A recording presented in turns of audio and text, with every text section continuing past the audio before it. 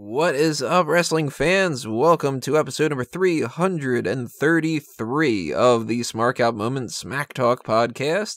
It's time for the hot tags of the week, where we're going to be breaking down some of the current events, news, gossip, rumors, and kind of anything else that we want to talk about that happened over the past couple of days in the world of sports entertainment and pro wrestling, because it's a pro wrestling podcast. And according to the person who left a comment the other day saying, "Stop talking and show the match already," it's a podcast. We talk. It's called Smack Talk. It's not Smack Video. So fuck that guy. I am your host, as always, Tony Mango. And joining me on the talk for this edition, yes, the talk for this edition, we've got Robert D. Felice. Hello. And Callum Wiggins. Yeah, fuck that guy. Yeah. And also, for the other dude that just left an email for me saying that I should hire more people for First Nations for WWE. I don't work for WWE. Stop asking me to do this stuff. And what the hell do you mean, First Nation language people? Like, America? They got enough people that America were there. I don't understand this kind of stuff, but hey, a little insight into some of the emails I get, you know. What we're going to talk about today, here's a little wind up before we start smacking these all out. A little baseball lingo for some reason. I'm fucking tired. We've got the Superstar Shakeup trades. We're going to be talking about that at the end of this. That's the main topic that we're going to be going on here, but we also have some other random talk. We had somebody died. That sucks. We've got an issue of somebody being sued. Somebody's got a name back and somebody split. And pancakes and stuff. So we got a wide range of different things to talk about here. And let's just start off with let's start off with WWE Ride Along. The most recent episode on the WWE Network was called the Not Booty Bon Voyage episode. And it included, on one side of it, The New Day, and on the other side of it, Shelton Benjamin and Chad Gable, who are no longer a tag team, but we'll get to that in a little bit. Am I the only one to watch this? I believe so. As per usual, yes. Yeah. You're the only person that has enough time to watch the WWE Network in its entirety. In the background. Skip it. It was not... Even the New Day? Even the New Day. All right. The Shelton and Chad stuff, they seemed like they had nothing to talk about. And they mentioned the idea of Shelton Benjamin having the gun in his glove compartment for the rental car. And then they clearly staged something with like other stuff being in the glove compartment. Because it's like a fake nose and an American flag and whatever. And it's just like a really lame attempt at like, wouldn't it be funny if we did some kind of a callback joke for this? And it was more interesting for a split second for Shelton Benjamin to be like, one of my favorite things that I've done was when I got picked for Taboo Tuesday. And then it was just sort of like, all right, let's move on to the New Day. The New Day itself, I mean, they were kind of funny. They were the New Day. They were kind of like their obnoxious selves, sort of. And if you're going to watch any part of this, watch the New Day part, because the most fun part about the whole thing is Big E starts cooking pancakes in the back seat. And he's got like this little griddle, and he's just kind of like whisking up pancake batter and stuff, and he's just being Big E. So if you like the New Day, like that stuff was kind of funny, but it really wasn't anything all that interesting for the most part. They go to a Waffle House, and there's a lot of like jokes about them, like Big E's kind of like, you don't even say waffle, it's the Dub House, and like shit like that. But it's really not like something you need to go out of your way to watch, especially because it's like when they start pitching back over to Chad and Shelton, all the energy just goes out the window. It's just kind of like New Day sitting there laughing, cracking jokes at each other and everything. And then it goes to Shelton and Chad, and they're like, so I used to watch some of your matches. Yeah. That kind of a thing. It's really not worth it.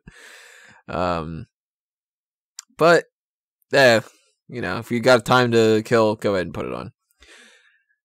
One thing that we need to talk about, that's one of the only good things I guess we can talk about for this. outside of like some things on the Superstar Shakeup. But Apollo Crews is now Apollo Crews again. Because all right. So what do you think that was? Do you think they're just like, enough time has passed, he can be Crews again? Or do you think Vince was just like, why did we ever stop calling him Crews? I'm literally of the opinion now that Vince McMahon bases all of his opinions based on what side of the bed he wakes up in the morning. I don't If he know. wakes up, This is tough because they clearly took Crews out because of the shooter. It has to be. It's too coincidental. well, you'd think that. I mean, obviously, it makes the most sense. I'm not saying it isn't that, but you also have to go along the lines of like Vince has a habit of just getting rid of people's second names or first names, depending on whether he thinks they're useful or not. But the fact that they gave it the name back, I think, points more towards the shooter thing, because they've never given another name back, except for, and this is something that I just noticed this week, Greg Hamilton refers to Harper and Rowan on like the actual announcements as Luke Harper and Eric Rowan over and over again. He did it twice with Luke Harper and once with Eric Rowan this week on SmackDown, and I didn't notice this beforehand to see if maybe he's done it before.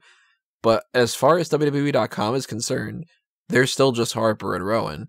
Yeah, their nameplate said Harper and Rowan, I believe. So you'd think that either, number one, they are back to Luke Harper and Eric Rowan, and WWE.com and the graphics people just haven't gotten on their case, because WWE.com has been like horrible the past couple of months. We're not updating anything and putting zero effort into, like, they'll put a graphic up and it's clearly, for instance, there's one that it might still be up actually for the Greatest Royal Rumble, where they took a photo that they already had with a black background, and they didn't want to have it to be a black background, so they just kind of did like the magic eraser in Photoshop, and they didn't erase a whole lot of things, and it looks really bad. And there's stuff like that on WWE.com, and WWE.com hasn't updated some of the people of the Superstar Shakeup either. So it's like, well, maybe they are Luke Harper and Eric Rowan again, but maybe they just haven't updated that. However, they updated it for Apollo. So it seems almost like it was a mandate of like, no, we're going to call him Apollo Crews again, specifically. Yet if that's the case, it was only, 2 months ago, maybe, that he became Apollo? If that, because it was a pay-per-view. It was right before Chamber, I think. Maybe. It was like, it wasn't that long ago. And for him to go to Apollo and then go back to Apollo Crews, we don't have like Elias Sampson or Colin Cassidy or Big E Langston or Alexander Rusev or Antonio Cesaro or any of the other people that are like that. So it's weird that they would just fall back on Apollo like that. But Apollo Crews is a much better name. So I'm glad that they did that, at the very least. It's like, it's a positive. It's not like they decided that in the midst of changing a bunch of names that they wanted to get rid of, like, say, I don't know, Dolph Ziggler, and they're just like, well, he's just Dolph from now on, then, you know. I hope that he takes solace in the fact that when he's jobbing to the Revival on live events, that he can just take solace in the fact that he's got a second name again. Must be a great comfort for him in these dark times. Well, Apollo Crews doesn't have much else. At least he's got his surname. You know, it seems like, we'll talk about this a little bit, but Titus Worldwide could get a little bit of a push recently. But there's the glass ceiling, and they're not going to break it. Oh, we have plenty of bad stuff to talk about, though. Let's just get into this one. Bruno Sammartino has passed away. He was 82 years old, which, hey, you're 82. Like, it comes with the territory, you know? It's not like one of those things where it's like, it sucks, obviously, for anybody who's like a fan of his or anybody who, you know, friends or family or whatever like that. But when people kind of refer to elderly people passing away as like tragedies, I kind of think like, well, you know, it happens. It happens to everybody and it sucks, but it's not necessarily a tragedy as if like, you know, like that Jarius kid just like got like hit by a car tomorrow or something like that. Then it would be like, oh Christ, like, you know what I mean? Like, 82, he lived a lot longer than a lot of these other wrestlers tend to do. It's sometimes double the age of some of these people. And that's pretty good overall. Like, Sammartino was in pretty good shape for somebody who was an older wrestler, a bygone era where they didn't know as much about like steroids and different things, and just age in general. 82, like shit. I hope I make it to 82. You know what I mean? Like, yeah, it's obviously it's better to. Obviously, it's never good to hear about someone passing away, but it's better to hear somebody lived a full life, experienced everything they did, and wasn't taken from us like too soon. So that's obviously a benefit. But you go along the lines of someone losing someone like Bruno Sammartino, the impact that he left in professional wrestling. Like, I don't want to say there isn't a WWF without Bruno Sammartino, or WWE, what becomes WWE without Bruno Sammartino, but he was their star for a significant period of time when they were competing with other promotions to like cement themselves as one of the top name in professional wrestling. Yeah, I mean, he was the guy. Yeah, he was, before Hogan, this was the megastar of professional wrestling. Well, because he was Vince Sr.'s guy, and they were still very much in Northeast territory, and Bruno was, a rather large Italian man, and the fans going to the Garden could relate to that. And he was a god among that circle for quite some time. He's such a fascinating character. He's such a rich backstory of somebody who came to America without having, like, he is, in many people's eyes, the epitome of like an American dream type character. Somebody that came also dead, so that's sad as well. So, but he came over to America couldn't speak a word of English. He'd survived Nazi Germany. Nazi Germany. He was part of like living in Italy at the time. So yeah, surviving both Nazi Germany and the fascism that was in Italy at the time. Comes over, like, gets picked on because he was, as a child, he was quite like measly and quite weak. So he builds himself up through bodybuilding and stuff like that. He becomes one of the strongest men in the world, quite literally at the time, because he broke world records for bench pressing, I think, and stuff along those lines.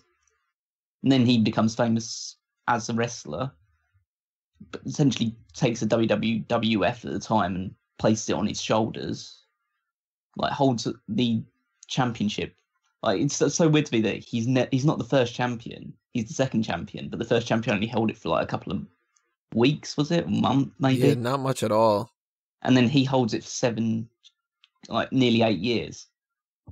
And then drops it, then holds it for, what was it, like 3 years or something like that after that? Like, yeah, close to 3 years. So I think his title reigns span over 11 years.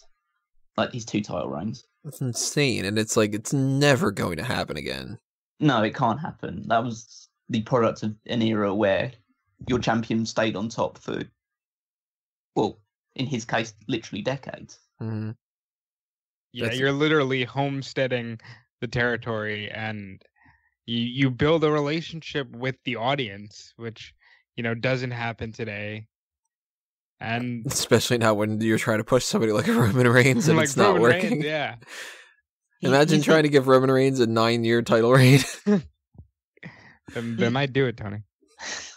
He's one of the people synonymous with Madison Square Garden. Like, people think that of Madison Square Garden as like WWE's home. He was a huge part of that. And when he lost his first world championship, like, I've seen like clips of it. I haven't seen the full match itself, but you could tell that there was like a pin drop. You could hear a pin drop when the match happened, because the people were just so in shock of the fact that he would lose the championship. I mean, that shows like nowadays we'd be like baffled if somebody was holding the title for over a year. Like that, we would consider that to be like, oh my god, they've held this championship forever. It seems like to go that length of time holding one title with no changes whatsoever. It must be like just mind-boggling when it ends. Mm. To put this into perspective, Mike Tyson thought Bruno Sammartino was the baddest dude on the planet.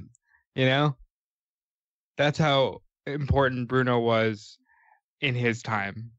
Yeah, there's no question of how important he was. He was the type of person that really, there's, you know, we're going to get to this eventually at some point, maybe in the next couple of weeks or so, but like the segment of Mount Rushmore where we talk about like, you got to pick 4, like who would be the Mount Rushmore of wrestling, who would be the Mount Rushmore of tag teams, like blah, blah, blah. If you're talking about a Mount Rushmore of, say, like the pre-Hogan era, essentially, Bruno Sammartino is without a doubt one of those. It's Bruno, Bob Backlund, Andre the Giant, and I don't even know who the third one would be off the top of my head. If we're just talking WWE Mount Rushmore pre-Hogan, I think it's Bruno, Andre, Backlund, and maybe like a Pedro Morales, or you know, like who do you even put up there? Right, that can even rival those guys. That's where the debate comes in, but there's no debate Sammartino's on that list. Oh no, he's right up there. It's like he's one of the top stars of the, like, stretching from the 50s all the way through to the 70s. Like, he's one of the like biggest names. Like, you put him alongside the likes of, I mean, obviously with the Hogan era and changes in wrestling, things have changed. People rate him differently because it wasn't like he was a very technically sound wrestler. He was just huge and incredibly strong. I mean, he used the bear hug as his finishing maneuver.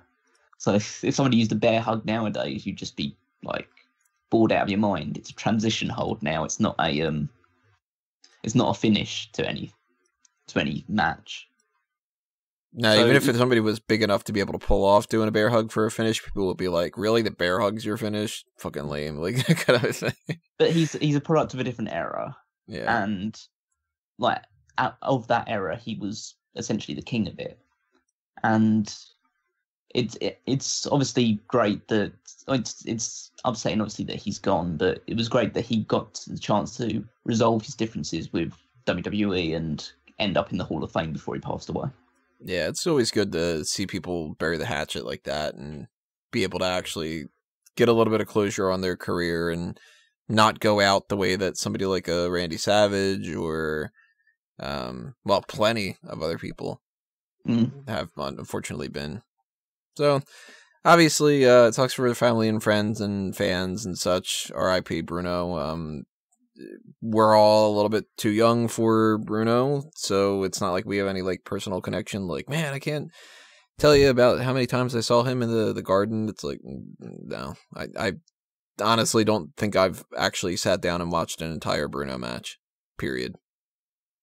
It's not my thing, but can't deny the impact that he had on the business. That's for sure. He's an icon. Let's see here. Let's talk about a little bit of legal troubles. Randy Orton's tattoo artist has decided that she is going to sue both 2K and WWE.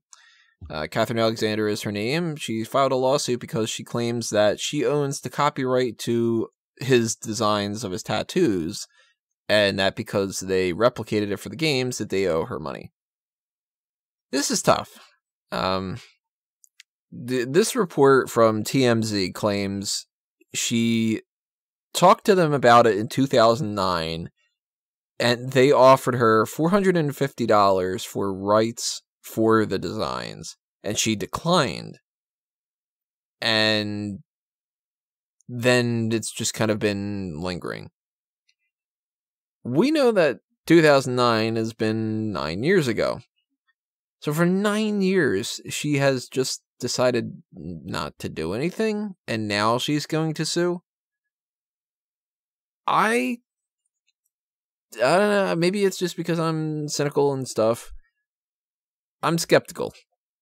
I'm looking at this and going, maybe she's in some kind of financial trouble. Absolutely. And she's just like, let me just try to sue them now because maybe I can get away with it. But if they offered her $450 in the past for the designs and she said no, I got to imagine WWE's at least got a case to be able to say, look, fuck you. We tried to be nice, and it's just Randy Orton's tattoos.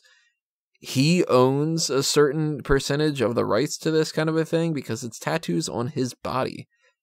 And I can't imagine this being a copyright type of thing like, for instance, like CM Punk had the Pepsi logo. Well, that's the Pepsi brand. If this woman legitimately like copyrighted tribal tattoos, I don't know, man. Like, that seems a little weird to me. Well, just to play like devil's advocate in this situation, she did likely design the artwork that is on Randy Orton's body. So I'm thinking it's the sleeves, right? Probably something along those lines. I mean, we don't know the specifics. It says the tattoos mentioned in the suit are the tribal tattoo that he has on his upper back, as well as the full sleeve with the Bible verse, dove, skulls, and a rose. Well, first off, you can't copyright a Bible verse.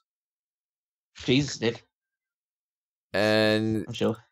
The dove, skull, rose, like that kind of a thing, it's like, I don't know. Like, well, it's like anything. Like, if someone does a drawing of a flower, it's not like they can't copyright it because it's a flower and flowers exist. Right. So yeah, there's grounds for this.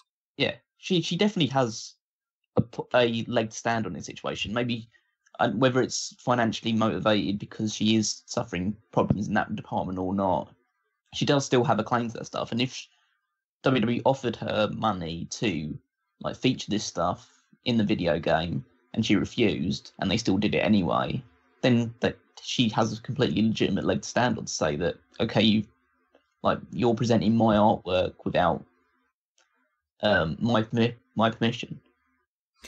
I look at it this way though, like, if you pay to have somebody tattoo you, isn't it kind of inherently at least somewhat implied that when you're paying for the tattoos that you're paying for the right to be able to have that tattoo on you and to be able to, like, for instance, like, WWE's taken all these pictures of Randy Orton over these years and he's on television. Does she get a cut back on every single time because they're using her graphics on his body? You know, like, it's a tattoo. It's not like they decided to use that logo like for her tattoo shop and said, like,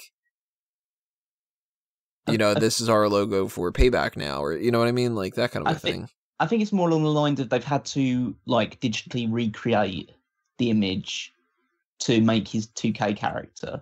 It's not a case of like if they show him on TV wearing the stuff or anything like that, they can't. Obviously, she can't hold against it because it's not like he can just cover up the tattoos or anything along those lines.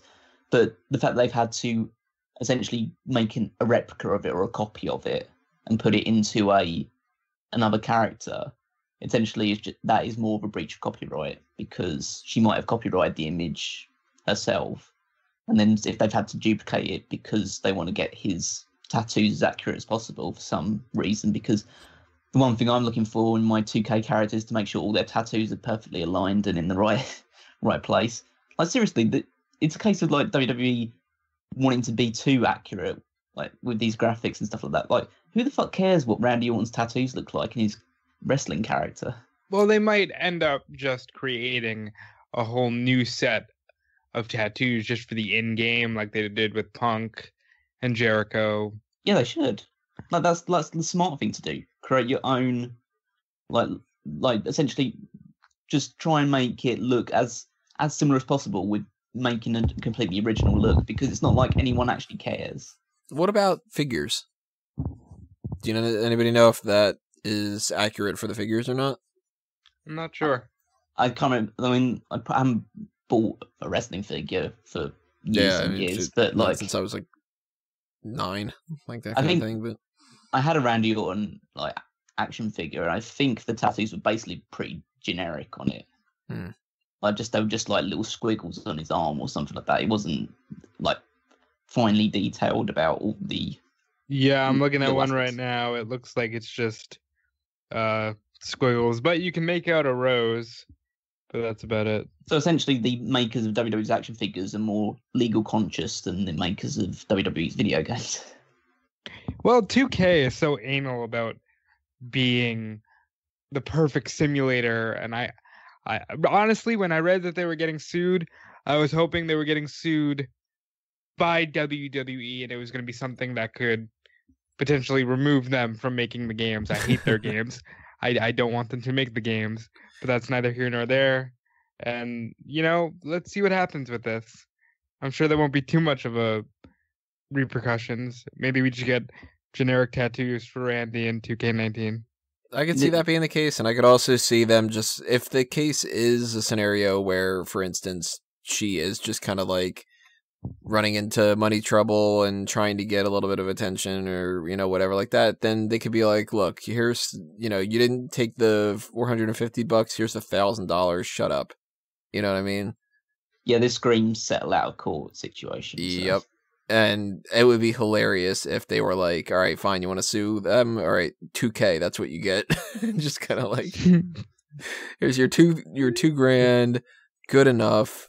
Knock it off. Stop bothering us. But I don't know. It's the type of thing where I don't know really exactly how the copyright law works with that. And I would think that both sides have at least a little bit of leeway, and it might just depend on whatever judge is looking this over or something. And it's certainly not going to be one of those things where it's like, I'm going to take down WWE. It's like, they'll throw some fucking spare change her way, and 2K will do the same, and then she'll knock it off, and like that. That's how it's going to work. Well, at least we know the reason why they decided to strip Randy Orton of the United States Championship. Yeah, clearly it's a tattoo issue. That would imply that they planned some of this stuff out. I'm giving them too much credit. Yeah, based off we're of getting these, there. There's multiple reasons why I'm so damn tired today. And WWE is not helping. They're not helping this fucking week. And last week. And the week before that. Well, one of the things I've been hearing from a lot of people, because a lot of people are having a rough time right now. I've got friends that are like dealing with breakups. I've got WWE going kind of crazy and stuff. Mercury is apparently in retrograde, and that means something for people that believe in that stuff. I don't understand any of that crap, but further example of just weird things happening, and in this little bit of a bubble, we've got the end of the engagement between John Cena and Nikki Bella. They have split up. Love is dead, according to some people, which I find hilarious because it's like you bought into this crap. Love died. The love that made you all believe in love, that's gone now. Like, I mean, it's kind of funny to look back and go, huh, Mrs. Right.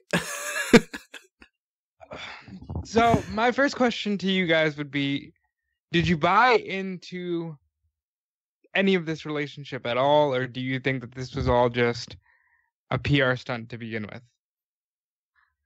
I'm not cynical enough to believe that they weren't in a legitimate relationship for 6 years. Okay, Tony?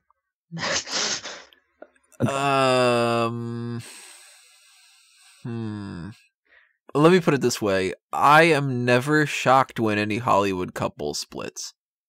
But you see, Callum, Tony is cynical enough. Yeah, it's tough because you got certain couples in Hollywood that they get married and they've been together for 40 years, and it's like, oh, okay, they're not all fake. But then you get other people and you go, you mean to tell me that Tom Cruise doesn't have something weird going on? Or John Travolta, with the whole Scientology thing, I'm pretty sure that these marriages are kind of cover-ups a little bit. And when certain people start dating people just because they've been in a movie with them and then they break up about a year after the movie is done, it's really suspect that maybe they didn't just get together because it would be good publicity for the movie. And if you look at that and you apply it to WWE, it's kind of like, well, John Cena and Nikki Bella was a powerful couple, and we did get a WrestleMania moment out of it, and we did get 2 whole shows that kind of revolved around a good portion of that. I don't know. I kind of go more along the lines of the these main celebrity couples and stuff like that only last like a year or so after a movie or stuff like that, I can kind of be a bit more cynical towards those in terms of their legitimacy. But it's 6 years, so it's a considerable length of time to just be attached to one person for this. And it's also along the lines of, like, really, Nikki Bella was the one that was benefiting from it. I mean, what was Cena getting out of it, aside from obviously getting to date Nikki Bella, which is obviously a benefit to a lot of people. But she was the one. She would be the one, if there was any benefit to be gained out of it, to like enhance her position, as many people claim that she was doing through Cena.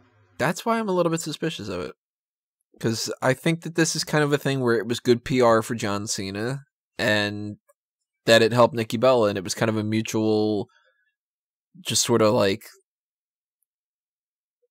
This is very cynical of me to say, but and of course this is totally not in any kind of like I know some backstage information, but like it would not shock me if we found out that there was an agreement where John Cena could sleep with anybody that he wanted to, and that he and Nikki Bella were kind of like they were a couple, but they weren't exclusive to each other.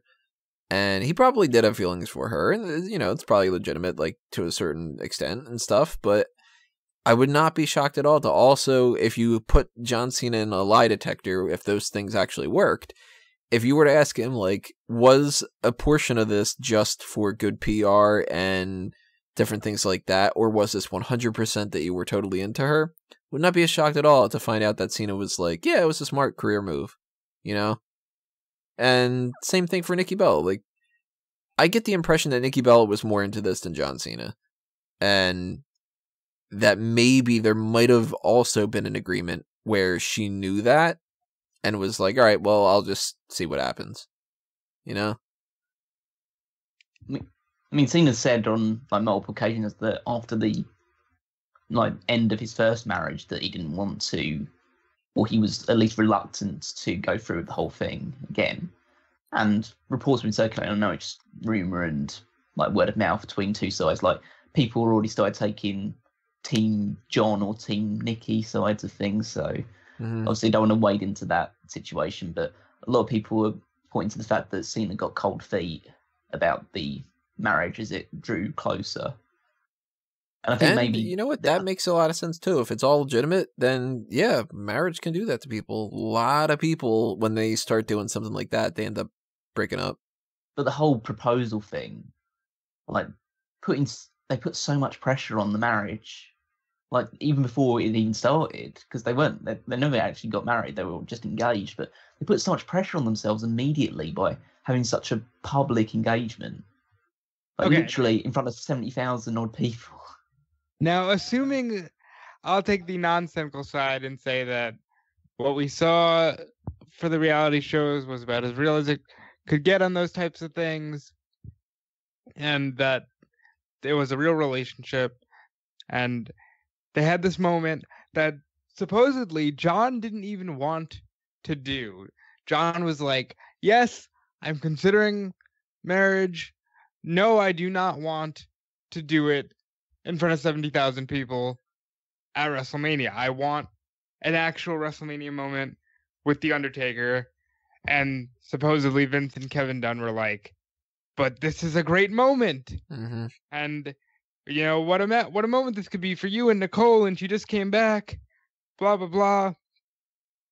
Assuming all of what we see is real, I gotta believe that John, who is a guy who's dedicated to his career, probably just said, you know, Nicole, I love you, but maybe settling down isn't right for me. I'm, you know, as cheesy as this sounds, married to my work, married to the life I have right now. And Nicole, who probably wanted more of a full-time family thing, probably said, okay, you know, sucks, but sometimes that happens, you know, people don't always mesh, even if they want to. And a lot of couples, and we were talking about this in one of our chats the other day with Carmella and Big Cass, a lot of couples, when they have problems, they try to mask the problems with some kind of a change. And sometimes that's buying a house. Sometimes that's having a kid, which is the worst out of all of them to do. Sometimes it's getting a dog or a cat or whatever like that. And sometimes it's getting married. And some couples, a lot of them, it's kind of like, let's bitch and bitch and bitch to each other. And I know such and such is going to fix the problem. And then all that does is create another problem. And a good amount of this could just be Nikki Bella wanted to get married. John Cena didn't. Eventually, they decided that it could be a good WrestleMania moment. And John Cena broke down and said, you know what, I'll give it a shot. Did the whole proposal thing. And over the past year, they've been planning it out. And I think that they were supposed to get married in May, right? Yes. And it comes down to a month ago, and John Cena starts saying on all these interviews, like, hey, you either work through stuff or you call it quits, but we're working through it. Well, a month ago, they're sitting there picking out flowers or something like that, and he just goes like, I don't want to fucking do this. And she goes, well, we have all this figured out. What the fuck? And they argue and they argue and they argue, and it gets to a point where now it's like, oh, we can't get our deposit back unless we go ahead and say yes or no. And John Cena goes, well, then I'm going to have to say no. And then Nikki just says, well, then fuck you. We need to just end this because I'm sick and tired of it. Like, that could definitely be the case. And if that happens, then that sucks. It sucks for Nikki Bella for wasting 6 years, essentially, and not getting what she wanted out of that. She got some stuff out of it, but if her end game was marriage and kids, she didn't get it. And it sucks for John Cena if he never wanted that he spent 6 years trying to lead his life into a way that he wasn't comfortable with. And if it's all bullshit and it's all just storyline propaganda type stuff, then hey, you get what you ask for. You know what I mean? It's one of those kind of things. Yeah, I mean, definitely unfortunate for both. They tried a lot of things. I know they tried the whole, hey, let's live together. And again, if you believe what you see on the show, he made her sign a contract to live with him. And they tried getting a dog. That dog now lives with Bree and Brian. And, you know, I think they probably really wanted it. But at the end of the day, their interests just didn't align. And when that happens, it's done and there's nothing you can do. Mm-hmm. They could be really, really good together, but she wants marriage and kids and he doesn't. Yeah, I think it's on the same lines that Rob was saying, that Cena is so career focused, and it's quite clear that whether it's working for WWE or extending his movie career, he's got a lot of stuff that he still wants to do in that regards. Whereas Nikki seems potentially towards the end of her wrestling career. Now he wants to go into a bit more of a, like you said, like marriage, kids, maybe just a bit more of a normal career path. Well, I mean, it's not like she's not crazy busy herself. They have the clothing line, the wine brand, they have their own reality shows and the content that they produce for their YouTube channel. They're very busy people.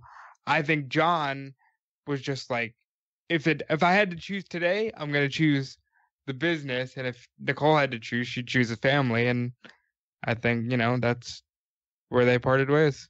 They have a wine business? Yes, it's called of course. Bella something.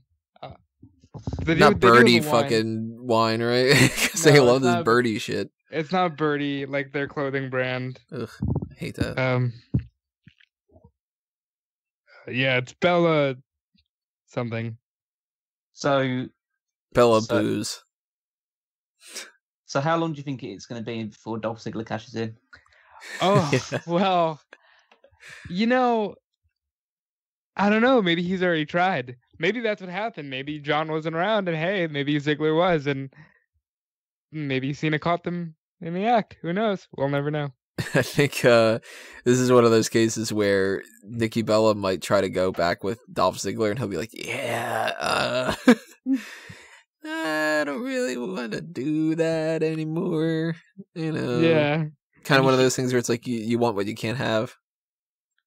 Maybe she tries to like identify the next John Cena and goes for him instead. So I assume that means she'd end up with Roman Reigns. Well, this is another question. Do you guys think that, because this happens a lot, and it's another cynical thing to say, but it is something that happens. A lot of people in this kind of a scenario, they break up with somebody, and within a year, they're engaged again. Do you think that Nikki Bella finds whoever the next guy is and just throws this upon him as like, I want to get married, I want to have kids, you're the love of my life, we should totally get married, that kind of a thing? It's very possible. I don't want to like completely judge Nikki's character based on that sort of thing. Like, it could happen. It has happened to other people beforehand, but I kind of think she might be a little bit smarter about this stuff now. I hope so. And I also, for that matter, I hope that this isn't one of those cases, and it's certainly a strong possibility, where Brie having her kid is the cause of this. Again, very possible. You know, Birdie's always around. Maybe Nikki was getting baby fever. Yep. And she tried to convince herself she could handle not being a mother because that's what John wanted. And, you know, maybe she just couldn't.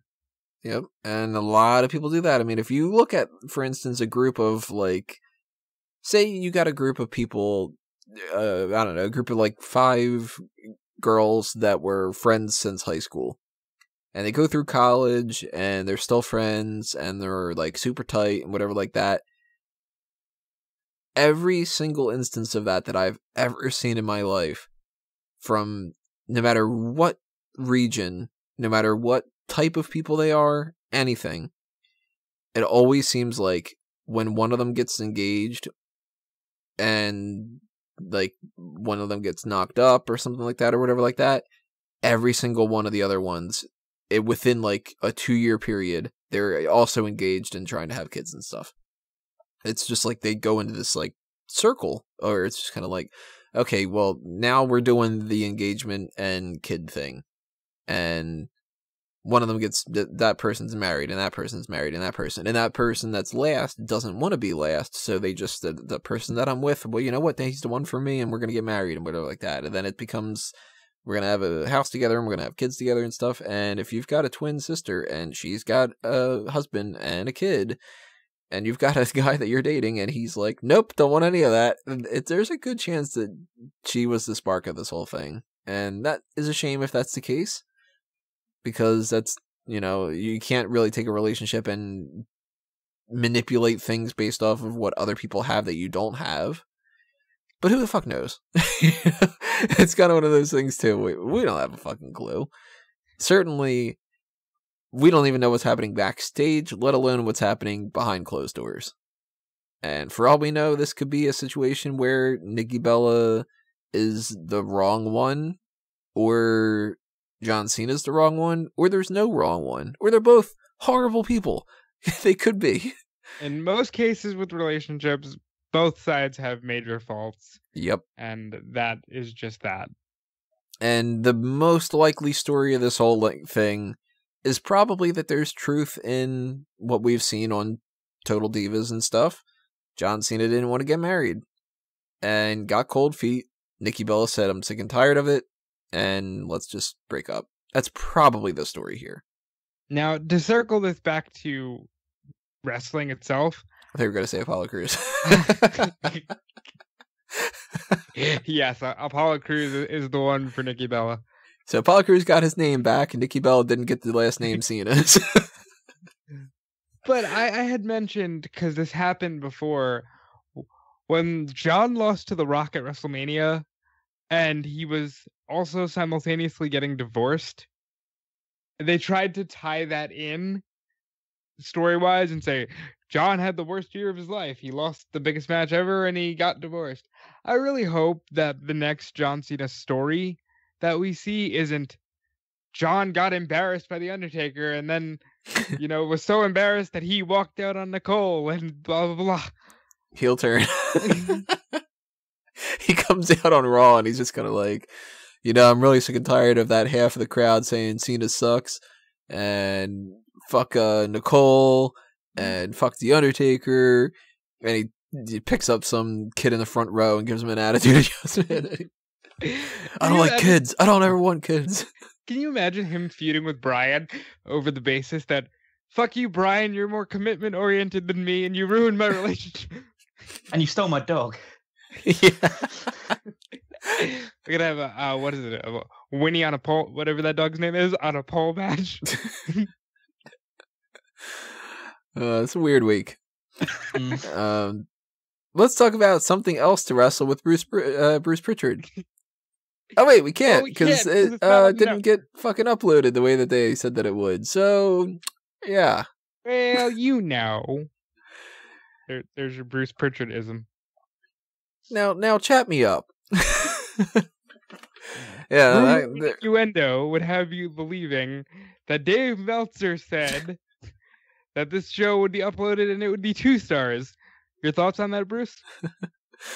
Oh, I was going to say, that was supposed to be a hot tag, and it can't be. I was going to say, speaking of Meltzer, I know we're just tracking back to the Bruno Sammartino thing.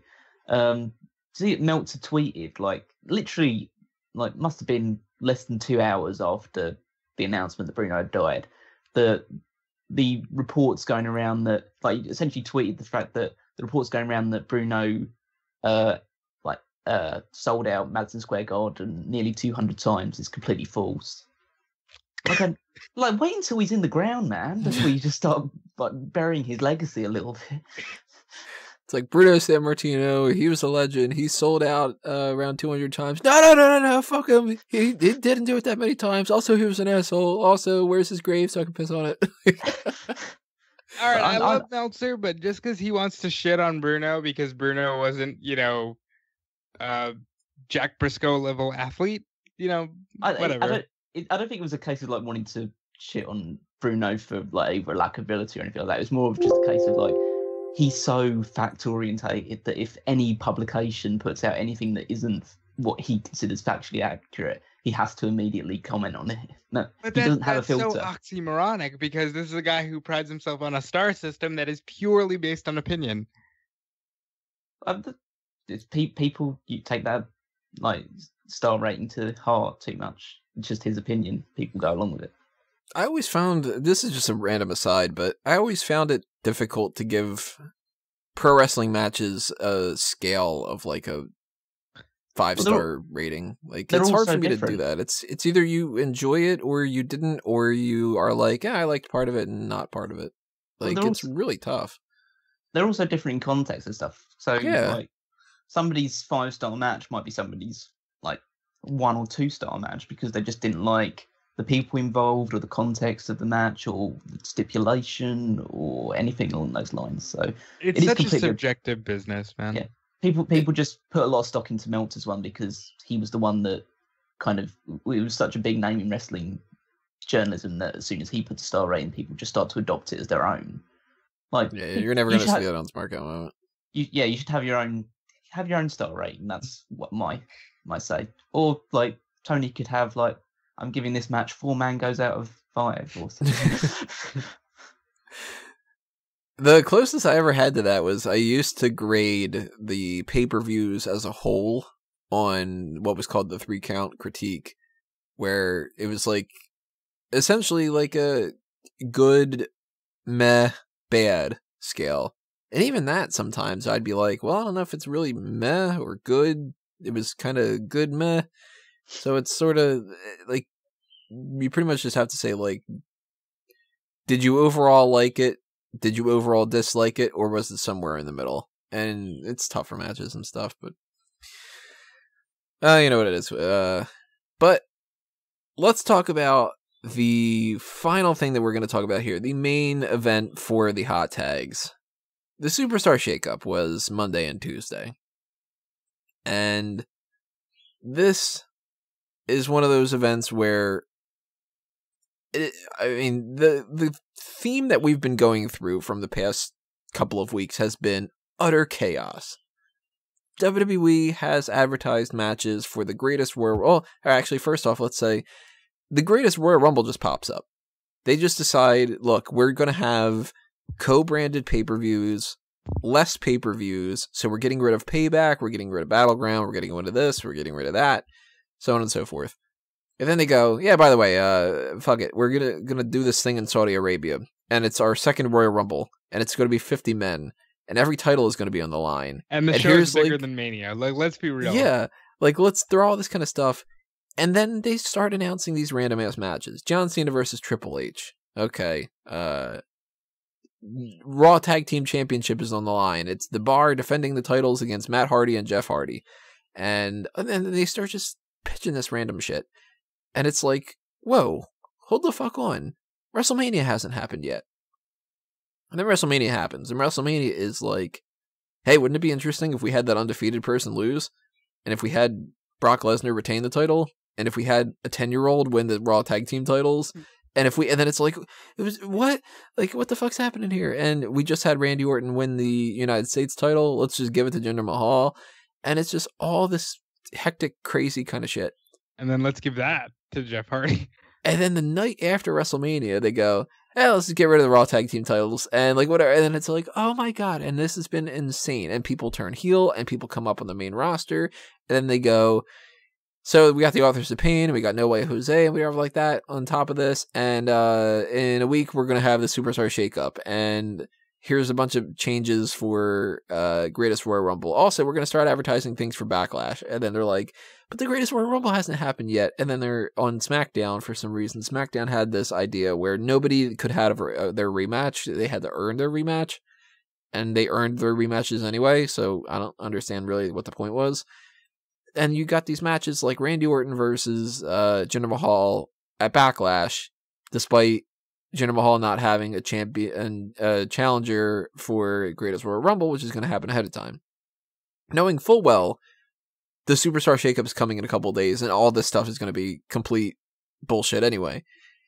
So I have to change all this other kind of shit. Then we get the Superstar Shakeup, and the Superstar Shakeup is essentially like the hybrid of what the old draft lottery used to be and the picks, because they don't have people go up. And I can understand this mentality where you don't want to have the general managers go up and say, for our next pick, we are picking so-and-so, because it's kind of boring. But the lottery makes it seem like it's frivolous. And it doesn't make any sense. You know, why would it just be like, Matt Hardy is going to the ACW? Like, that's insane. And if you're Taz, then you go, fuck! You know, whatever. At least when that was your go-to. It clearly was. That's my favorite thing that's happened at all. The best things that happened out of that lottery were the Jim Ross and JR switch, where they're just so mad. The Jim Ross and JR switch, yeah. When he stopped. The Jim Ross and JR switch. Oh my God, I'm so damn tired. Jerry Lawler and JR. No, it was Cole and JR switch. Cole and JR. God damn it. Takeover is tonight. I need a break. And I hated the lottery thing. It was kind of fun, but it was so stupid. So this is kind of the best of both worlds. We get the surprise element, but we don't have to sit there and watch people go up and say, especially for like Kurt Angle to go up and be like, my next pick is, and then pronounce somebody's name wrong or something. But we also have a new general manager for SmackDown, Paige. So Paige, for 1 week, at the beginning of the episode, or beginning of the week on Monday Night Raw, she's like, I'm retired and I'll see you later. And then 24 hours later, she's like, yeah, by the way, I'm on SmackDown and I'm the general manager. It's like, this has been the weeks that we've been having. And in the course of the past 7 days, they just go with, yeah, she's been making all these trades. And she's been talking to Kurt Angle and they made these trades. So, this isn't going to be broken down in the order of when they happened, but for anybody that wants to know, I'll be telling you the trades that we got.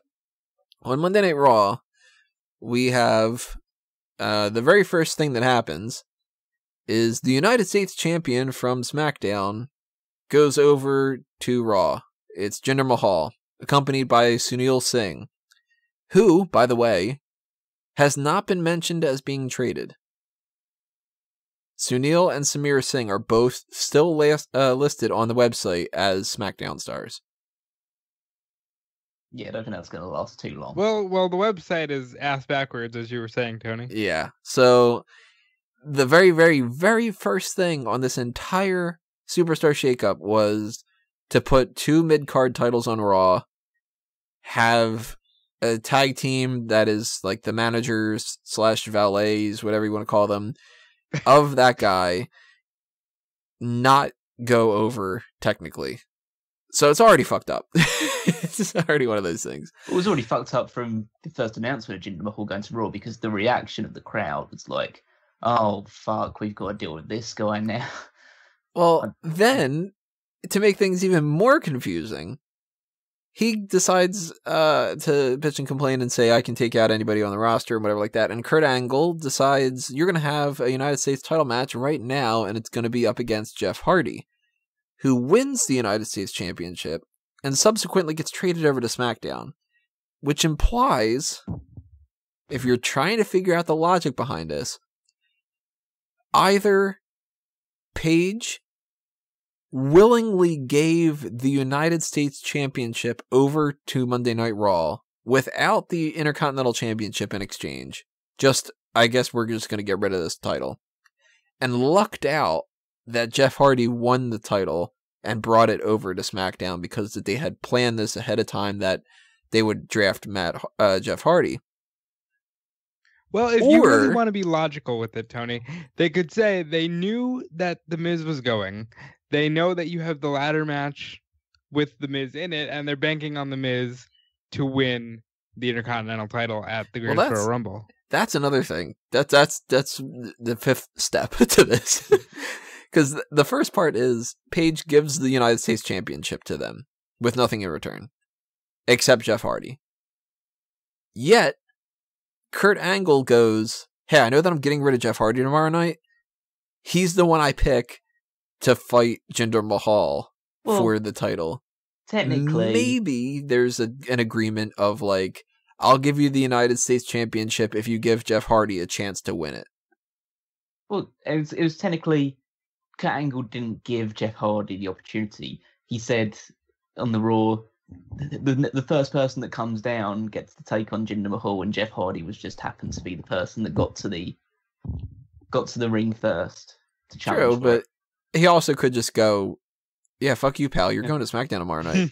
Yeah. Like, you know what I mean? Like, I'm more focused on the lines of things of like, Kurt Angle's got the United States champion, and then he immediately makes him defend his championship. He's like, you wanted this guy. You wanted this guy probably partially because he's the United States champion, and you immediately want him to put him in a position where he could lose the championship. Especially to somebody that you know that you traded. Yeah. So, like, why the fuck did you want this guy? I'm almost of this opinion that Jinder Mahal is like somebody who on SmackDown is a main event guy, and on Raw is a jobber. Right. Like whatever show he goes to, if he's traded to Raw, he becomes a jobber, but then he'll be traded back to SmackDown probably next year or whatever, and then he'll immediately win the World Championship again. Well, then, if we're just talking the mid-card titles here, and we're ignoring everything else, we've got that switches over the Greatest Royal Rumble talk and the Backlash talk, because now Backlash is Randy Orton in his rematch against Jinder Mahal for the United States Championship, yet Jinder Mahal's on the opposite show and doesn't hold the United States title. And they get Jeff Hardy versus Jinder Mahal at the Greatest Royal Rumble, which in a certain way would imply Jinder Mahal wins the title back and then still has a co-branded event match against Randy Orton, and Randy Orton wins the title again and whatever like that. It's an insane kind of process. But then there's also the chance that the United States Championship stays on Raw and the Intercontinental Championship goes over. So we're waiting throughout the whole night thinking maybe Seth Rollins goes over, and he doesn't. He doesn't go over to SmackDown.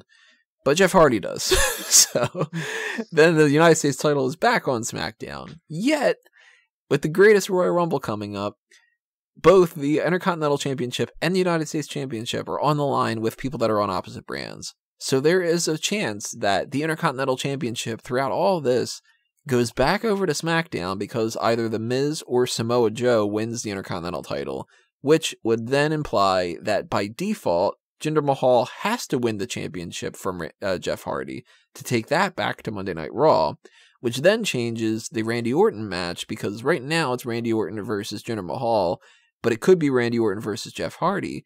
But if that happens, then Randy Orton doesn't get a United States Championship match unless it's a co-branded event.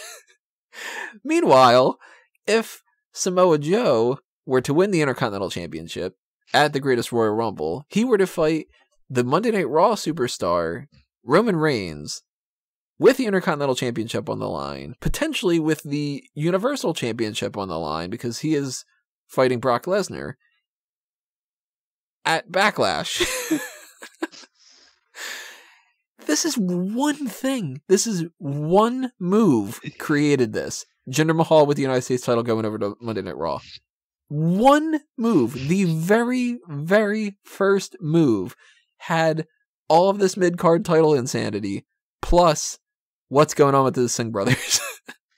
To be fair, I think that was the one move that really had that level of repercussions attached to it. Obviously, the other ones do have a certain amount, but like that was the big one, because that's like a championship moving from one brand to the other. There's other ones that have crazy elements to them too, though. That's the thing. And when you look at this Superstar shakeup, we'll break down different moves, and we're going to talk a lot about some different potential feuds and different things like that. But my one takeaway for this was just somebody had a script. They deleted the Word file. They tried to rewrite it based off of memory. Then somebody else threw it into a paper shredder. Somebody else tried to tape it back together, and then somebody else took a dump on it and said, "Fuck you." It's just like the insanity of this is mind-boggling. I don't understand why you're so surprised. This is bog standard Vince McMahon booking. It really is, and that is crazy. This is just like, throw shit against the wall, pick up the shit that you've thrown against the wall, throw it against the wall again, pick it up one more time, throw it on the floor, try and like decipher the shit that you've thrown on the floor, and then go, and then, oh my shit, I've been throwing shit against the wall this entire time. I need to write a wrestling show. Christ. And then 2 months from now, when you go, we didn't really think about that. What do we do? And then we go, I don't know, fucking trade this person or something like. I tried to explain to people that don't follow wrestling, the week before WrestleMania.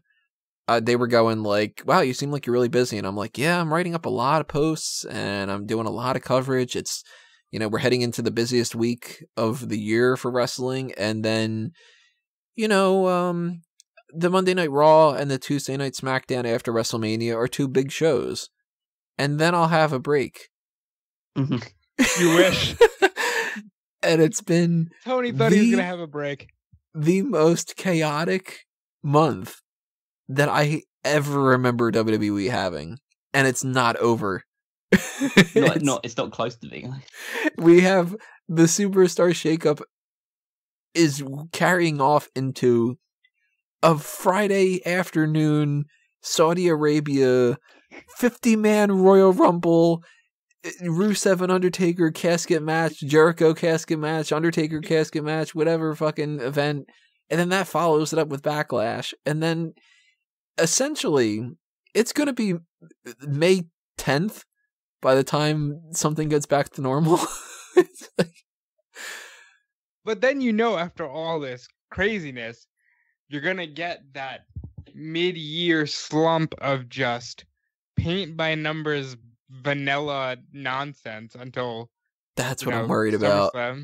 That it's going to be chaos, chaos, chaos, chaos, chaos, and then they're going to burn themselves out so much that pretty much the night after Backlash, the creative team is going to go, we need a fucking month off. And when does Extreme Rules, I think it's the next one after that?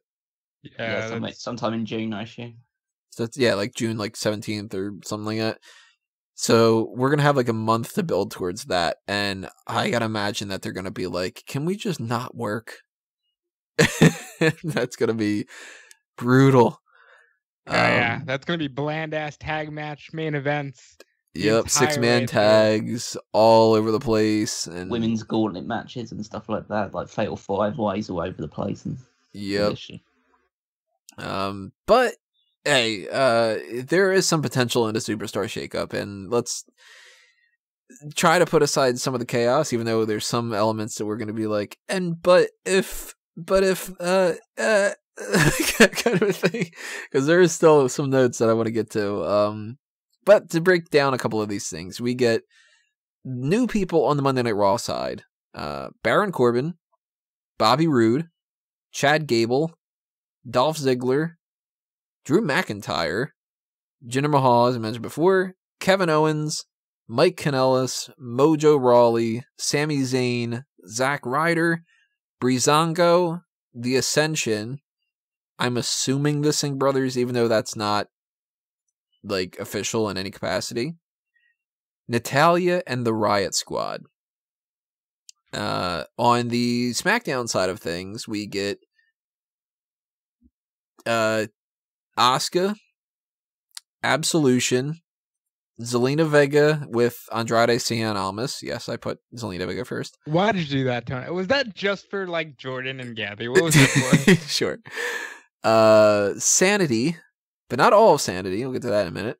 The Bar, the Good Brothers, The Miz, R-Truth, Jeff Hardy with the United States title, Samoa Joe, and Big Cass. Let's I don't even know where to start here. Let's just jump right into it. You didn't plan ahead of this, did you? Well, you know what? Actually, let's keep this a little bit simpler. I know how we'll do this. Well, this is going to sound demeaning, but it's not supposed to be. The women's division. There's less people to work with. That's why we're going with them. The very first question I want to bring up to you guys. Sanity goes over to SmackDown without Nikki Cross. I'm devastated. Yeah, me too. Nikki Cross was Sanity. I wouldn't go that far. But... Well, I'd say like she encapsulates the character of Sanity more than any other member of the group. She was it was meant to be a group that signifies anarchy and chaos. And she was the only one that really consistently demonstrated anarchy and chaos in every aspect of her character. And I think she was, while I'm obviously looking forward to Sanity as a group coming on, I think Nikki Cross could have been a huge shot into the arm of the women's division on SmackDown. Mm-hmm. She's clearly ready. She was having great matches in NXT. Her character is completely down. It would have been interesting to have a faction which was both men and women, because they seem to be so hell-bent on separating the two genders on the main show. Because there doesn't seem to be much association, except for the Mixed Match Challenge, but that was kind of outside WWE's real canon. But I'm just... I'm disappointed that Nikki Cross isn't going up. I'm sure she's been kept around because Shayna Baszler doesn't have many legitimate contenders in NXT. So I think that's the main reason why. So hopefully it will just be like down the line, maybe at SummerSlam she gets called up and does join up with Sanity, or goes on her own path. I'm sure she'll do fine on her own, but I'd rather she stick with Sanity. But I think she'll probably just get the next title shot and then maybe come up after that.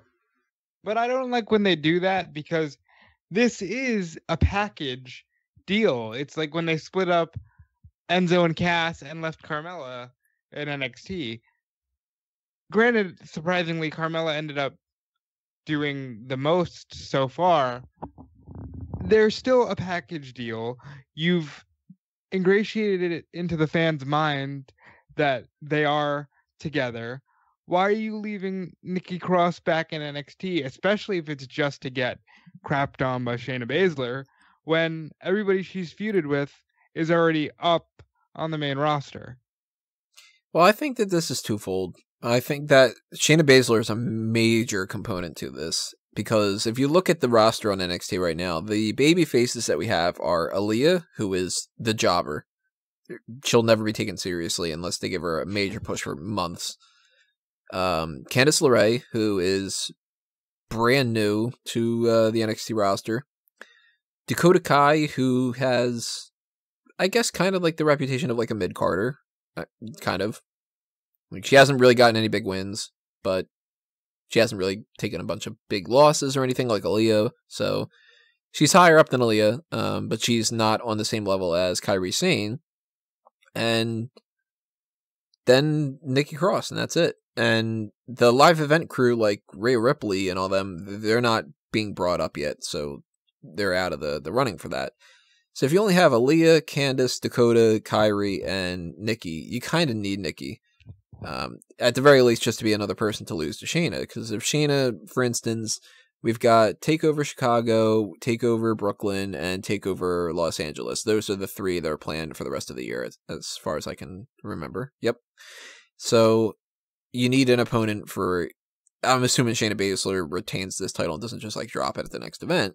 If she needs 3 opponents, the Mae Young Classic might bring somebody in because we don't know when that's going to happen yet. But since we don't know when that's going to happen, Aaliyah's not going to be an opponent. She's going to be jobbed out to her if she wrestles on TV. And Dakota Kai could be in the same capacity for that. Candice LeRae's not ready for it. She could be the one that beats Shayna Baszler.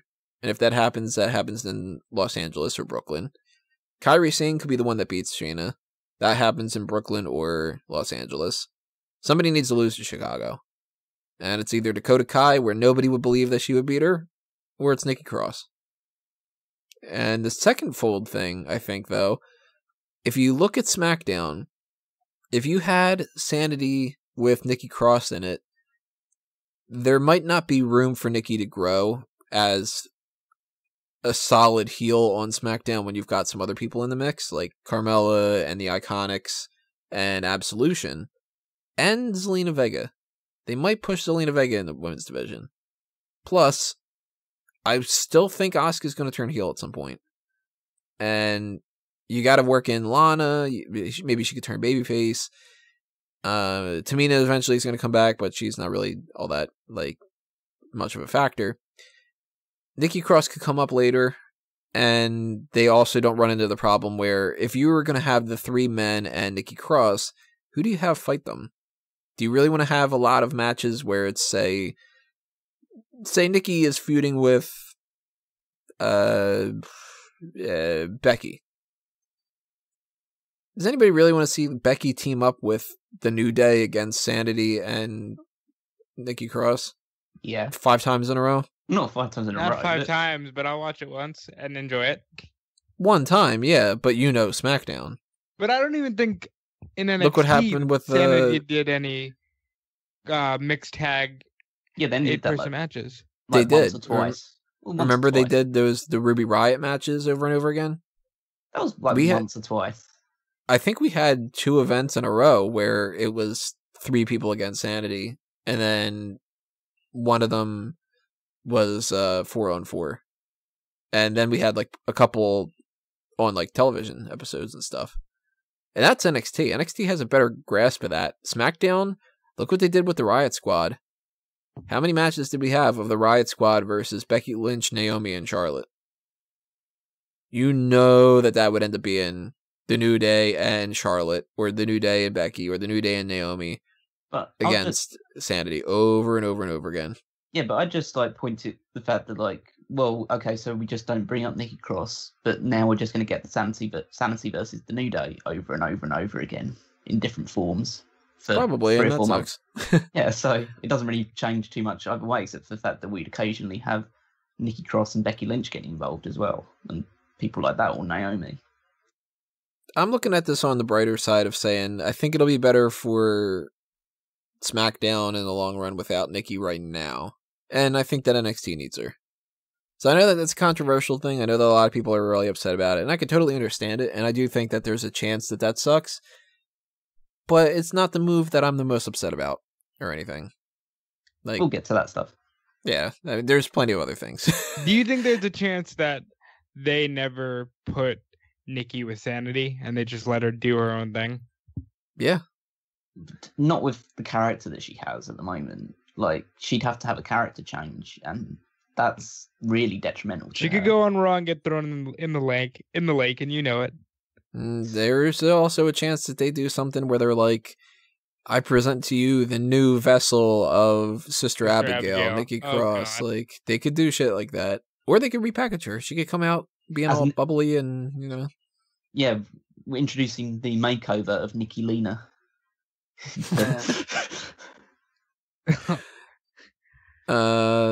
That's something that's interesting. we switched off the Riot Squad and Absolution. Not a fan. I believe Absolution me and Callum both said that we want Absolution away from Paige because we don't want any storyline where a general manager is trying to be manipulated for favor by talent. Yeah, and they need to stop using her theme. For real. Yeah, that is really bad. Like, why are they still using Paige's list? And I'm also just disappointed that the Riot Squad's still a thing because I hate that unit. Yeah, I was hoping that just one or maybe two of them would move over to Raw instead. Mm-hmm. I was really hoping that they would have split them up. Because I've just gotten to the point of like if you're going to keep them together, can you please just in one promo or segment or whatever, just explain why they're together?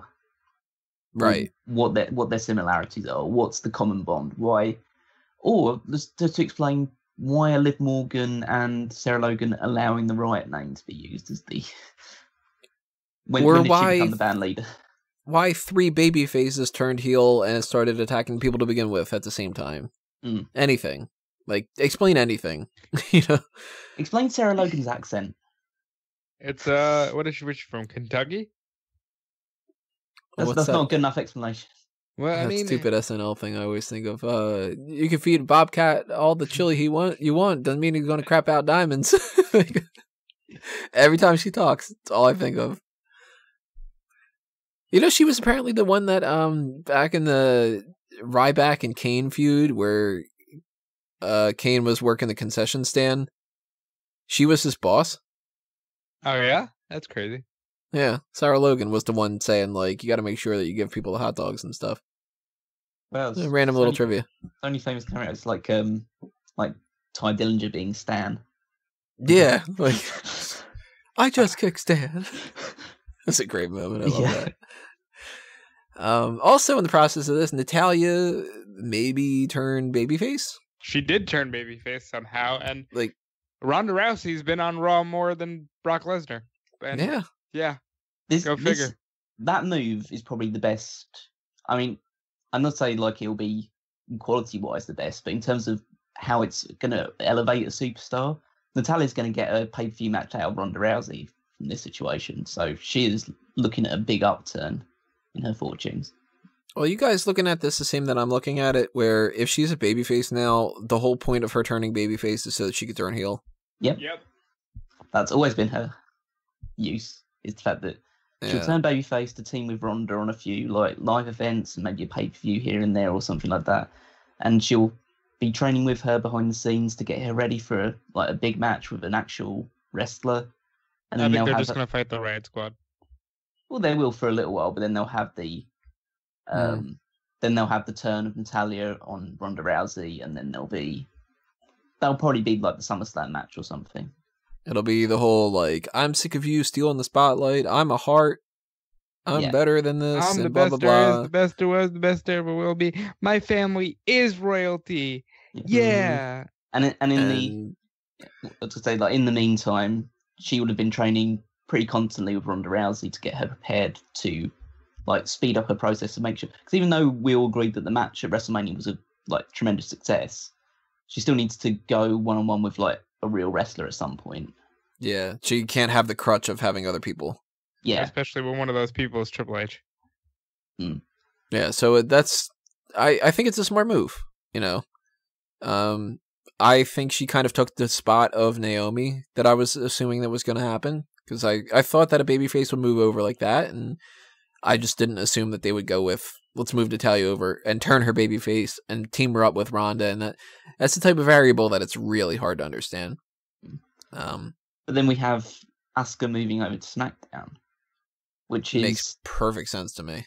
It makes perfect sense, but it also makes it seem like, why didn't you give her the title? But I guess you didn't want her to get cashed in by Carmella. And now we're in a situation where Carmella's the champion, and there are these three really, four if you count Naomi as well, 4 strong babyface contenders that realistically in any one-on-one scenario should beat Carmella quite comfortably. So it'd be quite interesting to see how long Carmella can actually hold on to the championship for. Well, I think that was the initial position of Alexa Bliss, right? Where it's like, oh, she's tiny and anyone can beat her and she's not that good of a wrestler. And then she held the title for, I don't know how long, but it was a while. for Nia beat She's her. basically held it for 2 years, considering she's had 4 title reigns. But But they've never, for the most part, she's been champion. yeah. But they've never really, But I'm going along the lines of, even though that would be what you present Alexa in face value, they've never positioned Alexa as weaker than the likes of Sasha Banks or Bayley or people on that sort of level. Obviously, weaker than Asuka or Nia Jax, but they were pushing them really hard. Yeah. But Carmella, they've always positioned as weaker than the other people on the roster. I mean, she was the first person eliminated from the Women's Battle Royal. Yeah, and she does the whole, like, when Asuka was getting ready to kick her, like, she crawled up into a ball, like, yeah, she's she's always been a cowardly heel. Which is good. We need some chicken shit heels in the middle of this. We're all women who can really fight hard, so we need someone who's going to balance that out a little bit. It would just be quite interesting to see, like, out of those 4, like, big babyface names, which one of them is the one that stands out to take the title eventually from her. Well, I did a little spreadsheet, and I went through and I tried to balance things out the way that I can see it between different parts of the rosters, like the tag teams against each other on Raw and SmackDown, the baby faces and the heels, that kind of a thing. And on SmackDown right now, heel-wise, we've got the 2 Iconics, the 2 Absolution members, Carmella, Lana, Tamina, and Zelina Vega.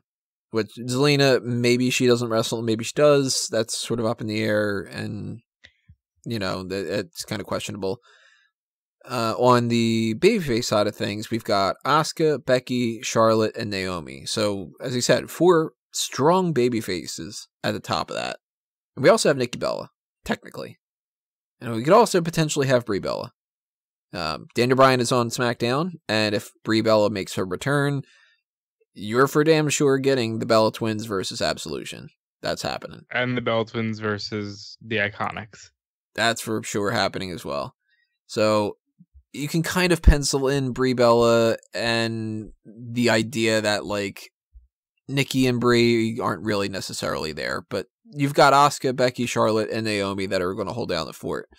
And in the meantime, people like Tamina, Zelina, even Lana could potentially turn babyface at some point if they decide to fucking turn Rusev face, which is, I don't know why they haven't done it yet. But Carmella will be the chicken shit. The Iconics will be the duo that kind of play like the mean girls. Absolution will be just Absolution. And Tamina eventually will come in and she'll be like the jobber to the stars. Zelina could be something interesting. And we could also do something like maybe Asuka turns heel or something. I think that SmackDown's got a pretty strong women's division overall. Yeah, I will say, from what I saw last night, their segment was the best that I saw. Mm-hmm. A lot of strong character development there, you know? They have a lot of storyline potential going forward. So it's looking good for them. Raw? I'm not liking Raw as much. I think the Natalia movie's smart. This one, like, overall out of all the movies, I think it's the smartest one. Yeah. And they did bring up Ember Moon. So that's a little bit of some fresh talent in there. And Ronda Rousey is fresh. And we could get a Bayley or a Sasha Banks heel turn. But if you go with the babyface and heel dynamic, the baby faces right now are Bayley, Dana Brooke, Ember Moon, Natalya, Nia Jax, Ronda Rousey, and Sasha Banks. Too much to handle. And the heel side is Alexa Bliss, the Riot Squad, Mickie James, and Alicia Fox. They need another heel. Yeah. So we need Bayley, Natalya, Ember, or Sasha to turn heel. Well, I definitely see Sasha and Natalya turning heel relatively soon. Yeah, I'm not liking Raw's women's division at all right now. Doesn't feel very fresh. And, like, look at what they have as the top angle. You know, it's Nia Jax, who was brought in as this dominant force, now kind of playing the role of the gentle giant social justice warrior person. And I'm not, like, I'm sure it's a great angle and somebody somewhere is probably inspired by it. But for me, it just seems so, like, boring. You know, I don't necessarily want to see that from the women's division. I don't know if I'm the only one that feels that way. Yeah, I don't really care. It's I'm not a huge fan of the feud. I'm kind of like it's kind of on the lines of like the superstar shake-up is supposed to shake things up, and in certain places it has. But the Raw side of things, you still have the Baileys. The two big feuds still seem to be the Nia Jax, Alexa Bliss, and the Bailey Sasha Banks thing, and those sort of things feel like they should have been resolved through the shake-up. Really, I mean, well, either through the shake-up or like at WrestleMania. Or the week after WrestleMania, and they feel like they've been dragging on too much. Anyone and else? I'm getting a feeling that they're not even. That they didn't move Bailey and Sasha. No, I'm not shocked. I think it's been too much on one side at that point. I think Becky and Charlotte have a stronger connection, and they probably would have wanted to stay together too. Yeah, and I'm not going to be shocked at all if this is still going past Backlash either. No, probably not. But we need some changes, that's for sure. Monday Night Raw needs at least one more heel turn, and I don't know when that's going to happen. It could happen at Backlash, you know, Bailey could turn heel, and that'd be kind of interesting or something, but... I mean, one of them needs to kind of turn heel, because who's going to be the next challenger for Nia Jax after Alexa Bliss? Yep. It's either Mickie James, or it's... I don't know. You can't really put Ruby Riott straight into that. Or maybe they do. They could. Ruby Riott could be the sacrificial lamb. And then by that time, they've built up either Bailey or Sasha, and then they take the title off of her, then they drop it to Ronda. No, I think if it comes to Ronda, I think Nia might eventually turn heel. Just to that could happen too. Drop it to Ronda. Yeah, they could just have it be like dominant babyface becomes a little bit too cocky, and then she fights. Or you know what? They could just do babyface. Like we've had instances like that before. John Cena dropped the title to Daniel Bryan, who immediately dropped it afterward. But you know, there's some potential, but they need to switch a couple things up. Right now, I think SmackDown's got the stronger women's division, and between those two shows, I'm more interested in watching that one. But then we start getting into the other things. And the men's division, it's a little bit harder to discern. Monday Night Raw has an extra hour, so they were going to get more people. It's just a necessity. But there's no talk at all about this cruiserweight division. They have not popped up on Monday Night Raw in a while. I think they're really moving forward with 205 Live being its own brand. I think so. Yeah, I think, Cruiserweights on Raw is pretty much a dead concept now. Now, I'm concerned about this to a certain extent, and I want to kind of get your guys' opinion about this. There's still a lot of talk that WWE might go to Fox. And if they go to Fox, they won't have 3 hours for Monday Night Raw. Mm-hmm. What do you think about the idea that maybe they took the cruiserweights off of there because they know that they're going to be going to there, and they're going to stack Monday Night Raw's roster, because I think that their contract ends in September. I think it's September 30th or so. If in October they go over to Fox and they bring a 2-hour Monday Night Raw, they're going to want a lot of people on there. And they're also going to want the ability to move some people over to SmackDown if they want to after that. Well, when does that have to be announced? I would assume probably sometime around, like, maybe mid-September. They probably wouldn't have to announce too much. As far as, like, an official capacity, I don't know, maybe, like, a couple months at a time or something. Yeah, we'd probably, even if they didn't announce it, we'd know by that point in time they were moving to Fox. Right. But I think that sounds about right, that they want to get the cruiserweights off the show, because essentially the cruiserweights are, whether they've been improving on 205 Live or not, they're a detriment to the ratings in general. And they want to be stacking it actually with people that might be interesting to see. Like, it feels bad to say that about cruiserweights, because, again, they have been improving on 205 Live, but that's mainly because they've been focusing on 205 Live, and they haven't been appearing in random matches on Raw that don't really have any context in terms of the actual storyline that's going on in 205 Live. And it always made sense to me that, like, if they tape 205 Live on the same night as SmackDown, like, I don't know, it seems kind of weird that they're a part of Monday Night Raw. I don't know, it's just one of those things. Yeah, I think it's fine that they're on their own now. I think they've gotten as much of the advertising as they need to on Raw to get people, if they're interested in watching 205 Live, to go to 205 Live. I don't think putting them on Raw now is actually going to attract any more attention than they already get. No, because they had a year where they were on Monday Night Raw, more than a year, and there's still people that are like, who's Mustafa Ali? It's like, well, he wrestled on Raw. Oh, I didn't watch it. It was a cruiserweight match. All right, well, if you went and took a shit at that time, then you're not going to watch 205 Live by now, you know? Mm-hmm. But Raw is pretty stacked, as it is, with a lot of those different people, and I'm going to focus on the tag teams right now, because keep it simpler. We've got the Authors of Pain. They are clearly going to run roughshod. The Revival, that are not going to be able to catch a fucking break. I was so upset they didn't go to SmackDown. Me too, man. I really thought that would be so much more beneficial than the Bar moving over. Could you imagine that we never really, the Bar too. Yeah, we never really got to see like the Revival New Day feud, or Revival versus the Usos would be amazing as well. Mm-hmm. Bo Dallas and Curtis Axel may still be a team, but they're no longer the Miz Taraj because the Miz moved over and they turned their back on the Miz. So maybe they stick together. Maybe they split. If they split, they're jobbers. I mean, they're dead in the water, I think, either way. So yeah, I'm imagining they're probably just going to be a jobber tag team. Yeah. We also have potentially the Singh brothers when Samir comes back.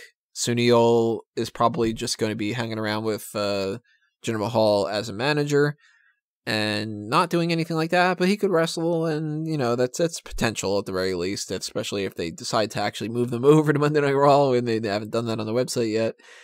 We have on the babyface side of things Bray Wyatt and Matt Hardy, our future Raw Tag Team Champions. They called them the Deleter of Worlds, by the way, on I like Raw. that. That's kind of cute. I like it. Surely it should be the Deleters of Worlds, because it sounds the Deleters makes more sense. We have Heath Slater and Rhino, which just still fucking keep teaming up. I really needed to split these two up. Breezango and the Ascension, and we still have Titus Worldwide. So it's weird. We've got, well, this is on the SmackDown side of things, but they moved the Bar over. The Bar is fighting for the Raw Tag Team titles. Yeah. Obviously, the Bar does not win the Raw Tag Team titles because you can't bring the Raw Tag Team titles over to SmackDown. The way that would happen would be you'd have to switch the SmackDown Tag Team titles over, or it would just be utter nonsense to have the Raw titles on SmackDown and no tag titles on Raw. Like, I think in an age where we're heading towards co-branded pay-per-views every month, it's not completely out of the question that a SmackDown team holds the Raw Tag Team Championships. I think that would be one of the stupidest moves that they could make. I'm not convinced they won't do it though. I'm convinced. I mean, I'm not saying that I'm predicting that Matt Hardy and Bray Wyatt don't win the titles in Saudi Arabia, but I imagine if the Bar was to win that, they'd lose it at the next pay-per-view to like the Authors of Pain or something. It could be some kind of a scenario like that. Like they could just kind of play around with it and say, look, the Raw Tag Team Championship is technically still a part of the Monday Night Raw brand. So at Backlash, Kurt Angle has decided that you need to defend the titles against whatever. And I would fucking hate it so much because then it would mean we had the titles on the Bar and they dropped them to Nicholas and Braun Strowman just so they could win them back, just so they could drop them again. And it would be like, can you just give the fucking tag titles to whoever's going to have them? You know, like, I hate quick title changes. It bugs the hell out of me. But it seems like it's Bray Wyatt and Matt Hardy. You know, yeah. Right now, they're by default the top babyface tag team, and they haven't even really wrestled with each other. There really isn't all that much to support them. The Ascension are a joke. Breezango. Yeah, I was hoping they would stay separate from Breezango, just because maybe they could salvage them, and they have no desire to do so, clearly. No, the Ascension is going to be sacrificed to Authors of Pain for sure. They're just going to be... Look, they used to be the tag team. The Authors of Pain are the end of it. Breezango, they're a joke tag team, but there's some potential that maybe they give them a push. You know, they are popular enough that maybe they give them a little bit. And there is a chance that maybe they start pushing Titus Worldwide. But I can't imagine it really counting all that much. Well, And really, Heath Slater and Rhino, like, they're not going to do shit. Well, I think. what about Kevin Owens and Sami Zayn? Well, that's... put a pin in that, because I want to bring that up for another thing. As far as the tag teams go with the assured baby faces, Bray Wyatt and Matt Hardy, and then kind of blah, right? Are the best of a very bad bunch. Yeah. Yeah. The heel side, we've got the Authors of Pain and the Revival, clearly at the top. The Revival being secondary. Then we got the Jobber tag the team. Revival is way down. Oh, yeah, they're way past Authors of Pain in comparison. But they're still far above Bo Dallas and Curtis Axel, and they still would be above the Singh brothers.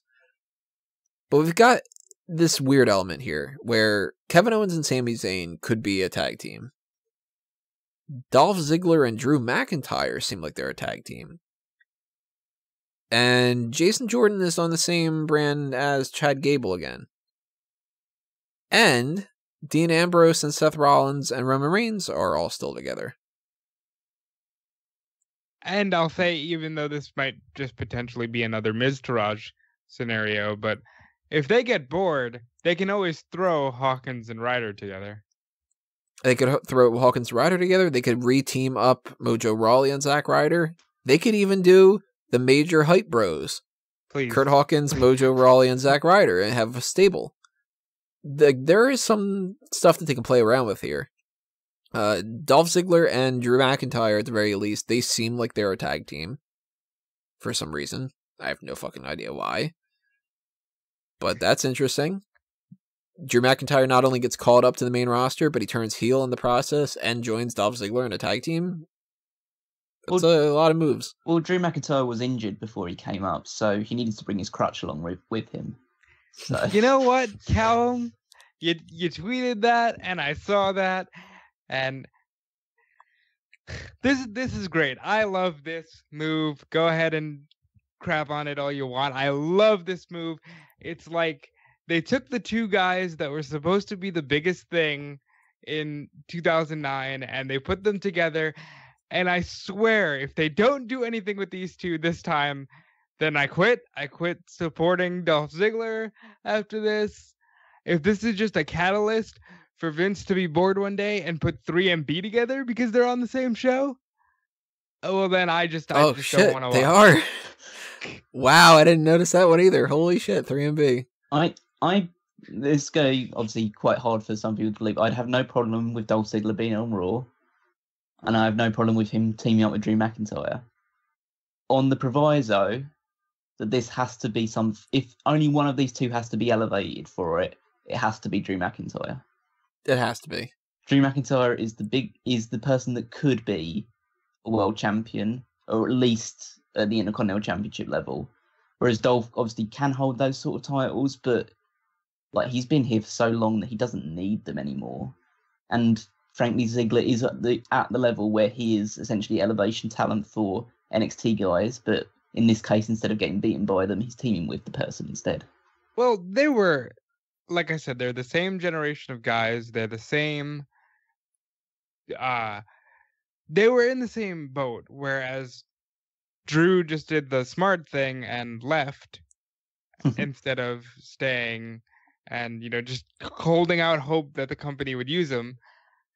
But I like this, and I like the idea of Ziggler in a tag team because he kind of has a lot of similarities to Billy Gunn, and he can go in the ring, and Drew is good on the mic. He's not as good as The Miz is, who I would pair Ziggler up with if they weren't going to do something phenomenal with Miz. But I like the idea. I hope this tag team sticks around as a pair. They could even be the kind of team that, almost like the Shield, they break apart, come together when they need, tag team. They can do intercontinental things. Drew can be a credible Universal Champion opponent if we ever get a full-time Universal Champion in the next year. So I'm excited for this pairing more than almost anything else on the Raw brand. Well, the weird thing about Monday Night Raw's tag team division is a lot of it depends on if. Like, if Bo Dallas and Curtis Axel stay together. If Ziggler and McIntyre are a legit tag team, or if this was just a statement. If the Shield reunite. If Kevin Owens and Sami Zayn stick together. If the Singh brothers are staying around. If Hawkins and Ryder. If Chad Gable and Jason Jordan team back up. We could get American Alpha again. And if American Alpha joins together again, are they going to be baby faces? Or are they going to be heels? Chad Gable in his trade interview said he's going to focus on a singles division, but they don't have room for Chad Gable right now. The singles division right now is really split up. You've got a lot of people that are in that upper mid-card main event type of range. And then you got some people that are true mid-carders. You can kind of count Big Show in the mix as just sort of being like a guy that doesn't really exist. Where's Kane? He's not going to be at the mayor. He's not going to be at the Greatest Royal Rumble, I'll tell you that. Is Kane on Monday Night Raw? He is going to be at the Greatest Royal Rumble. No, he was pulled from the 50-man Rumble. Oh, really? Yeah, he was pulled from that. But as far as the roster goes, Kane doesn't have a roster right now, does he? No. His last matches were on Raw, so he's technically part of that brand. Huh. Well, he is sort of just like not really there. Big Show is making his return at the Greatest Royal Rumble, and he's technically a part of Raw, but he might not stick around for a while, so you can't really necessarily count him. And Goldust is the type of guy that he's just there when they need somebody to beat him and stuff, and that's fine. But you got Chad Gable, a jobber in Kurt Hawkins. I'm assuming a jobber in Mike Kanellis. I really can't imagine them pushing him super far. No. At the very least, he's on the same level as a Chad Gable solo would be. Mojo Rawley, pretty much the same level. No Way Jose, pretty much the same level. And slightly above them, Jason Jordan. Well, hang on, Tony. You were the one who brought this up. They could very easily decide to have Mojo Rawley be the Jinder Mahal of this shakeup and push him to the moon. You just never know what this company wants to do. He's the one. I'm thinking that's Baron Corbin. Yeah, I really. It's one of those two. It's one of those two. I mean, Baron Corbin is like running out of lives. I think in terms of his pushes, this is the latest in a long list of opportunities he's had to. And I'm not saying it's entirely his fault. They have been very start with him in terms of his pushes, but he needs to find a way to connect with people a little more. I know, Rob, you're a fan of his, and I'm not saying I'm not a fan of some of his work and stuff like that, but I think on a large scale, he just doesn't click with people. I think he'll do better on the Raw brand because he can show more intensity and maybe be more segment-driven and character-driven in that sense. Well, I kind of see this as like, I mean, I don't know whether this is positive or benefit, but Raw's kind of had a reputation as being a land of the giants. Essentially, you have people like the Roman Reigns, Braun Strowman, your Brock Lesnar that's near the top. Whereas Baron Corbin was like meant to be the big guy on SmackDown, where he would be the person that would toss around the little guys and like beat them up. Now he's around with people of a similar build and height to him. And that could either be a very good thing that it leads to a lot of like big guy matches, which people can get hyped for, or it can mean that he becomes essentially the low guy out of the bunch of big men. He's the one that they beat up to make them look good. Well, what's interesting with Baron Corbin is they moved Samoa Joe. And if we get rid of Brock Lesnar this year, Baron Corbin becomes pretty much the biggest out of the heels. So we got a lot of fresh people that he could feud with. There hasn't been a Roman Reigns Baron Corbin feud. Looking forward to it. Braun Strowman Baron Corbin. Not Bobby Lashley Baron Corbin. We did get Dean Ambrose, but it was kind of rushed a little bit. So there's a potential for another Ambrose-Corbin feud. And Balor-Corbin. And Rollins-Corbin. And potentially, like, Jason Jordan and, you know, Zack Ryder and whatnot. But, like, I'm assuming Zack Ryder's cannon fodder. Oh, yeah, definitely. Same thing. We'll see Baron Corbin beat the shit out of Goldust, you know, like that kind of a thing. I really can't see, like, the Mike Kanellis and Zack Ryder ones in particular. They just seem like moves for the sake of moves. Yeah. There wasn't any thought put into it. Just like, okay, Raw, we just need a couple more bodies to get beaten up every now and again. Yeah, and Mike Kanellis seems like he might have turned babyface, too. He's got a... Well, it's like the Miz thing, he's got a new child and stuff like that. He's overcome addiction and things like that. It's very hard to book a heel in that way, really. You've got that many positive things going for you. The bad thing for him, though, is he's so generic without having some kind of, like, look at my wife, isn't she hot kind of a thing, that he's going to go out there and it's going to be like, Mike Kanellis, the Kurt Hawkins of Monday Night Raw, like that kind of thing. Yeah, he'll lose. Hawkins is the Kurt Hawkins of Monday Night Raw. The Baron Corbin thing, he could get a solid push out of this. I don't think he's winning a world title, but if Brock Lesnar leaves, especially if he leaves like right after the Greatest Royal Rumble, Baron Corbin's going to get a major push. And this also is good news for Kevin Owens, because Kevin Owens becomes de facto the most trustworthy heel. So that's good. Well, him and Sammy, I'd put pretty similar levels. Close, but Owens has won titles. Yeah, Sammy's not won a single one. Zayn can easily be the sidekick who might actually get some titles now. Now he immediately gets thrust into Sami Zayn is potentially the pick of the next Intercontinental Champion. Well, if we also want to talk about potential like main event heels on Raw, Bobby Roode was traded over to Raw as well. That's another thing, yeah. Bobby Roode. I think it's gone completely under the radar because Bobby Roode has been such a colossal failure on SmackDown. Well, we got Bobby Roode could definitely turn heel. He needs to turn heel. I also think Dean Ambrose is going to turn heel this year. It's very much potential with that, but I think like out of the two, if only one of them was to turn heel, Bobby Roode desperately needs a heel turn. Yeah. Yeah, between the two, if one of them has to, and the other one, like, the refusal that he can't, give me the Bobby Roode turn. Ambrose can still work with a couple different people here and there. He can still do a Baron Corbin hardcore feud. He could still do, Dean Ambrose versus Kevin Owens. You know, like, there's still some things you could play around with, but Roode needs to turn heel. I think that this seals the deal that Finn Balor is not turning heel. Dude, that sucks. Everything with Balor pissed me off about this shakeup because he needed that move to SmackDown. And I don't know how they didn't pull the trigger. Yeah, I kind of wanted him to move too. Well, he's lost the club as well now. Yeah, the Balor Club has moved over. He literally lost the only thing that he was kind of making himself a name out of. And I mean, what do you do with him now? Do you have him just be generic Finn Balor challenging for the IC title? Yep.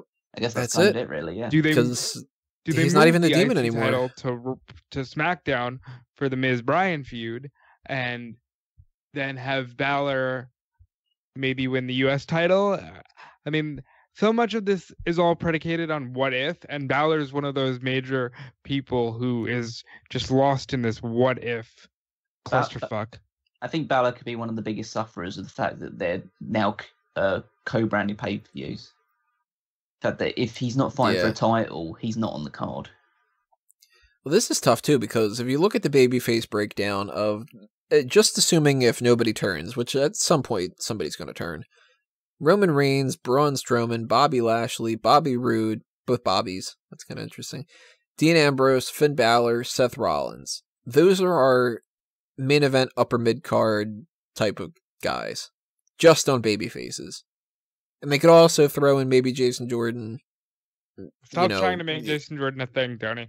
He's more of that mid-card range. I don't think he's got that upper mid-card type of spot for him. Same thing for Zack Ryder.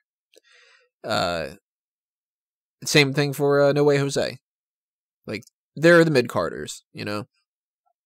But Reigns, Strowman, Lashley, Rude, Ambrose, Rollins, and Balor, that's a lot to handle. And you got to assume Roman Reigns isn't going anywhere. He's probably going to win that fucking title at the Greatest Royal Rumble, and he'll just be the top guy, and he'll be on every pay-per-view, and tough shit, deal with it. Braun Strowman can't get lost in the shuffle. That would be a real shame if he does. It's hard for him to get lost considering the size of him. And Seth Rollins is the Intercontinental Champion. Yeah. So Dean Ambrose right now isn't a factor because he's not on the show because he's injured, but Bobby Lashley, Bobby Roode, and Finn Balor are all going to be fighting for where the fuck do I fit in? Well, I think they have big plans for Lashley because I definitely think before Lesnar's done, they're getting a Lashley-Lesnar match. Well, this is going to spoil a little bit of what I wanted to talk about next week, but with the Greatest Royal Rumble, we don't know what's happening with Brock Lesnar's contract. And even though I'm going into this until next week, maybe they change something up, but I'm going into this expecting Roman Reigns to win the title. There's a chance that maybe he stayed on long enough, at least until Backlash. And they do Roman Reigns loses again to Brock Lesnar, and Bobby Lashley wins the title from Brock Lesnar at Backlash. And then we get Bobby Lashley versus Roman Reigns or something like that as a feud.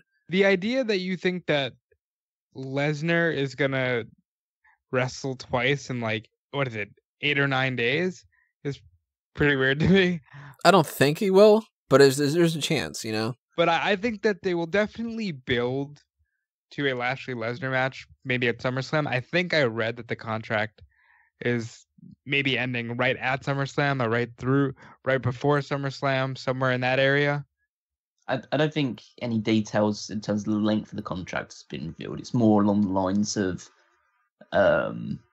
like WWE and UFC both have dates allowable for Brock Lesnar. So we'll obviously get more into this in the Great Royal Rumble, but I don't think Lesnar's going anywhere for at least a year. The weird thing to me, and we're going to get more into it next week, but you have this 50-man Rumble, right? And if you really want to get the title off of Lesnar without making Lesnar look weak, just put the goddamn title on the line in the 50-man Rumble match. Even Brock Lesnar can't take 49 other guys. You know, like that idea hit me, and I just don't know why they wouldn't do something like that. Nah, you're winning a trophy instead. Because it all goes to show you that when somebody wins a battle royal and they get a trophy, they get a push. 5 out of 6 people. Naomi, her big push became, no, don't kill my husband. She's back to being the Uso girl. Yay. And Baron Corbin's big push was, hey, remember when Baron Corbin won that? Yeah. It's like, hey, remember when Mojo Rawley won that? Oh, yeah. Hey, remember when Cesaro won that? Wasn't that the first one? Yeah. So whoever wins this battle royal, this Royal Rumble, it's gonna be like, hey, remember when they won that? Oh yeah. I don't know that trophy and shit. Maybe they do a thing where the winner faces Lesnar at SummerSlam or something, but they need to do something on Raw with this men's division because it's getting kind of stacked, but they all don't have a top prize, and I don't really like the thing that they do where the IC title is the top prize, and then Lesnar comes back and the IC title doesn't mean shit that month. Mm-hmm. And there's too many people to fight for one title. Because if you've got Reigns, Strowman, Lashley, Rude, Ambrose, Balor, Rollins, Corbin, potentially Ziggler and McIntyre, Elias, Jinder Mahal, Kevin Owens, Sami Zayn, all fighting for the Intercontinental title, that's way too much. But again, it's pointing to the issue of the fact that you have the chill banning pay-per-views now. It's the idea that a lot of these people will just be having TV feuds. They won't get onto the pay-per-view unless they're in a really major, non-title related feud, or they're fighting for a championship. You're going to see a lot of AJ Styles main evented pay-per-views this year. I'm not against that at all. Yeah, neither am I. I'm just saying. But Well, let's pivot over to SmackDown for that. I'm really excited about this side of things. Because SmackDown looks so bare bones, but it looks so good. Yeah. Like, that's the weird thing about this. They have 4... Well, this is the entire... If you roll out the tag team division, the entire babyface breakdown of the men for SmackDown. AJ Styles, Daniel Bryan, Randy Orton, Jeff Hardy, Ty Dillinger, R-Truth, and Sin Cara. So you've got 4 people. Because as much as I like Ty Dillinger is on par with, on the Monday Night Raw side, No Way Jose, Zack Ryder, Jason Jordan, Chad Gable, not going to be pushed. I mean, he can be the mid-carder who loses the Intercontinental or United States title shots and stuff. But realistically, Ty Dillinger is not going to be an upper mid-carder or a main eventer. Sin Cara, no fucking way. It's just not happening. He signed his deal. He is the jobber. And the other jobber is R-Truth. So the 2 people that you're going to see lose a lot of matches are R-Truth and Sin Cara. You're probably going to also see Ty Dillinger lose a lot too. But the top main event and upper mid-card babyfaces, there's 4 guys. There's AJ Styles, Daniel Bryan, Jeff Hardy, and Randy Orton. Styles is de facto the guy. Daniel Bryan just got his return and all this, and I hate to be the bearer of bad news, but there's still a chance that maybe he gets injured again. And there's a big chance now because Sheamus is on the same brand. And Randy Orton takes off good chunks of time, and he gets injured. As long as Jeff Hardy doesn't get arrested, we're okay. Yeah, Jeff Hardy gets injured, and he gets arrested. And Jeff Hardy and Randy Orton are probably going to be facing each other for the United States Championship, so you're going to have a babyface versus babyface match. No, Orton's turning. I was watching SmackDown last night. Orton's turning heel. Well, I'm pretty sure Orton's going to turn too, which then that means you've only got 3. Which means you have to turn Rusev babyface now. Yep. But that doesn't mean Rusev is top level babyface. Rusev is top level babyface. I don't care what you say about, like, in terms of his ring thing. The reaction that he gets means he's top level babyface. At the very least, he's number 4. Yeah, at the very least, yeah.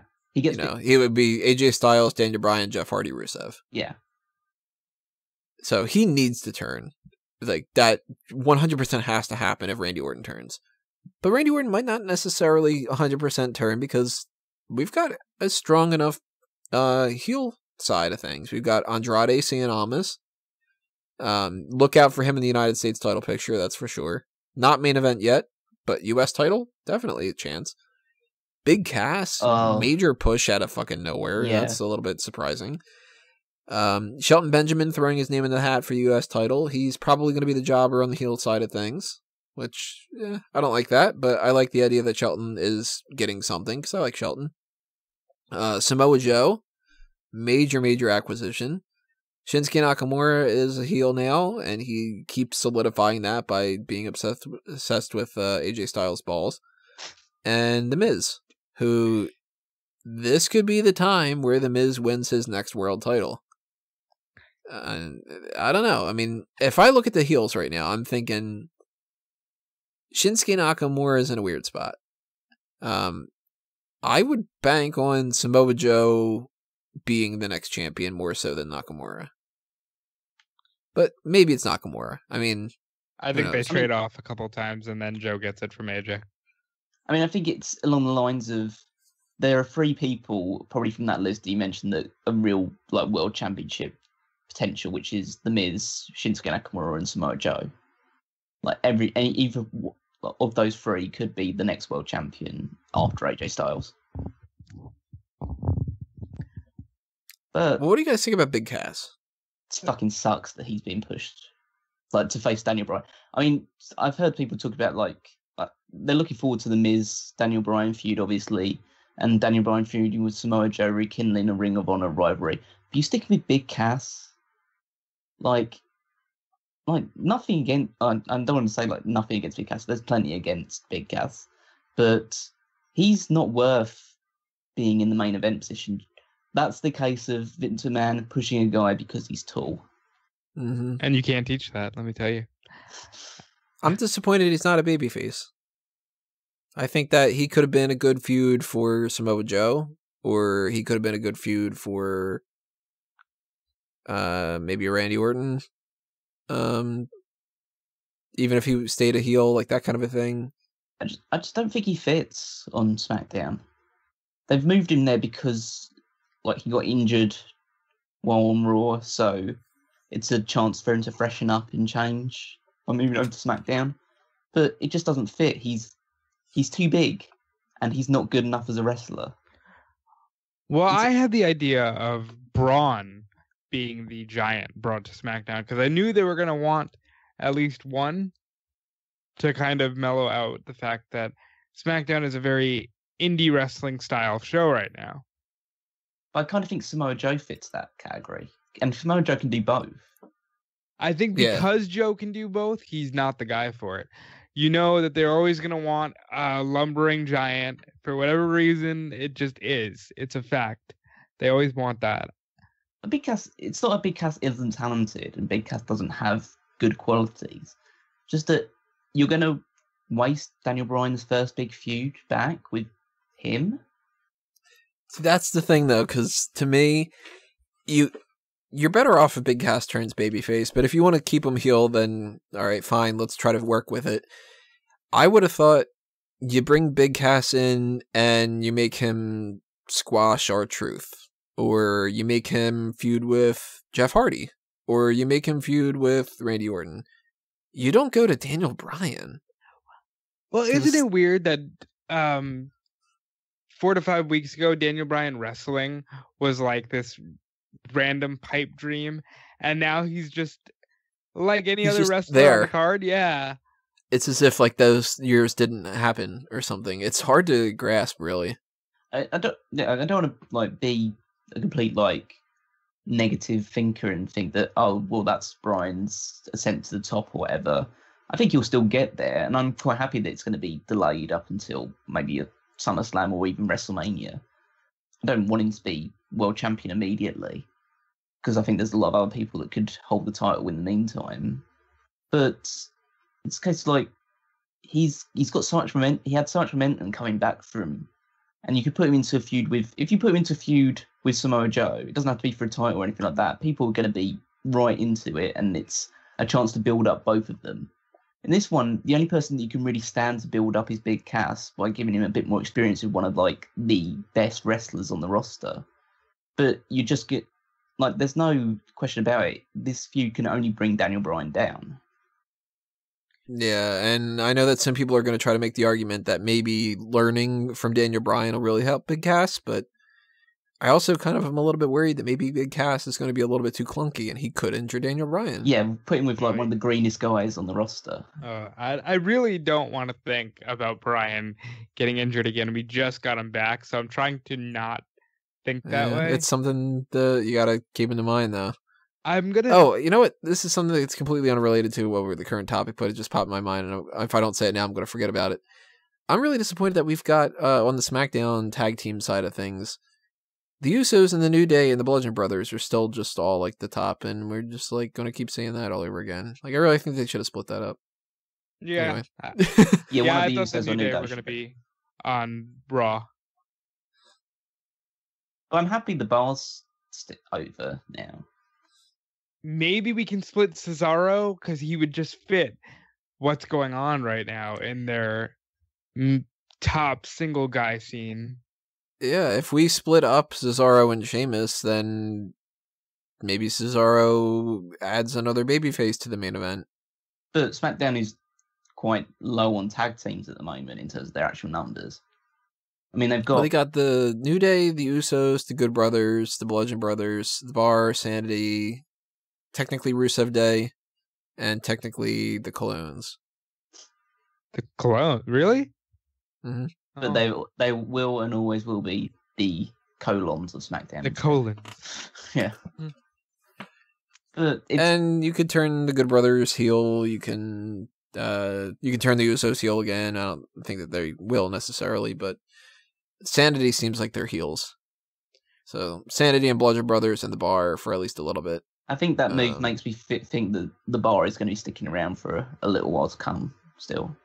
Do you think that the Good Brothers are going to try to help AJ, and this time he's for real going to reject them, and they'll go with Nakamura because of that whole Japanese? Even though Carl Anderson and Luke Gallows are as, white American as you can get, they like to bring up the whole Japanese thing because that's where they were most popular. No, I don't see them working with Nakamura. To be fair, I don't see them working with AJ Styles either, as opposed to like maybe just a couple of 6-man tags. But I don't see them actually like becoming being a unit. Yeah. Well, when it's time for Killian Dane to fight AJ Styles, you're going to see a lot of Sanity versus the Club. Yeah, that's gonna happen. But going back to Bryan, I think back to a Talk Is Jericho podcast that he did when he won the Intercontinental title, and he was talking about how they weren't divided brands yet, but WWE was looking towards making him a top guy on SmackDown, and he was saying, I love working with Ziggler and Ambrose and the top guys of that time, but he was like, I also want to work with Heath Slater and show people why Heath Slater is in the company and the good that he can do.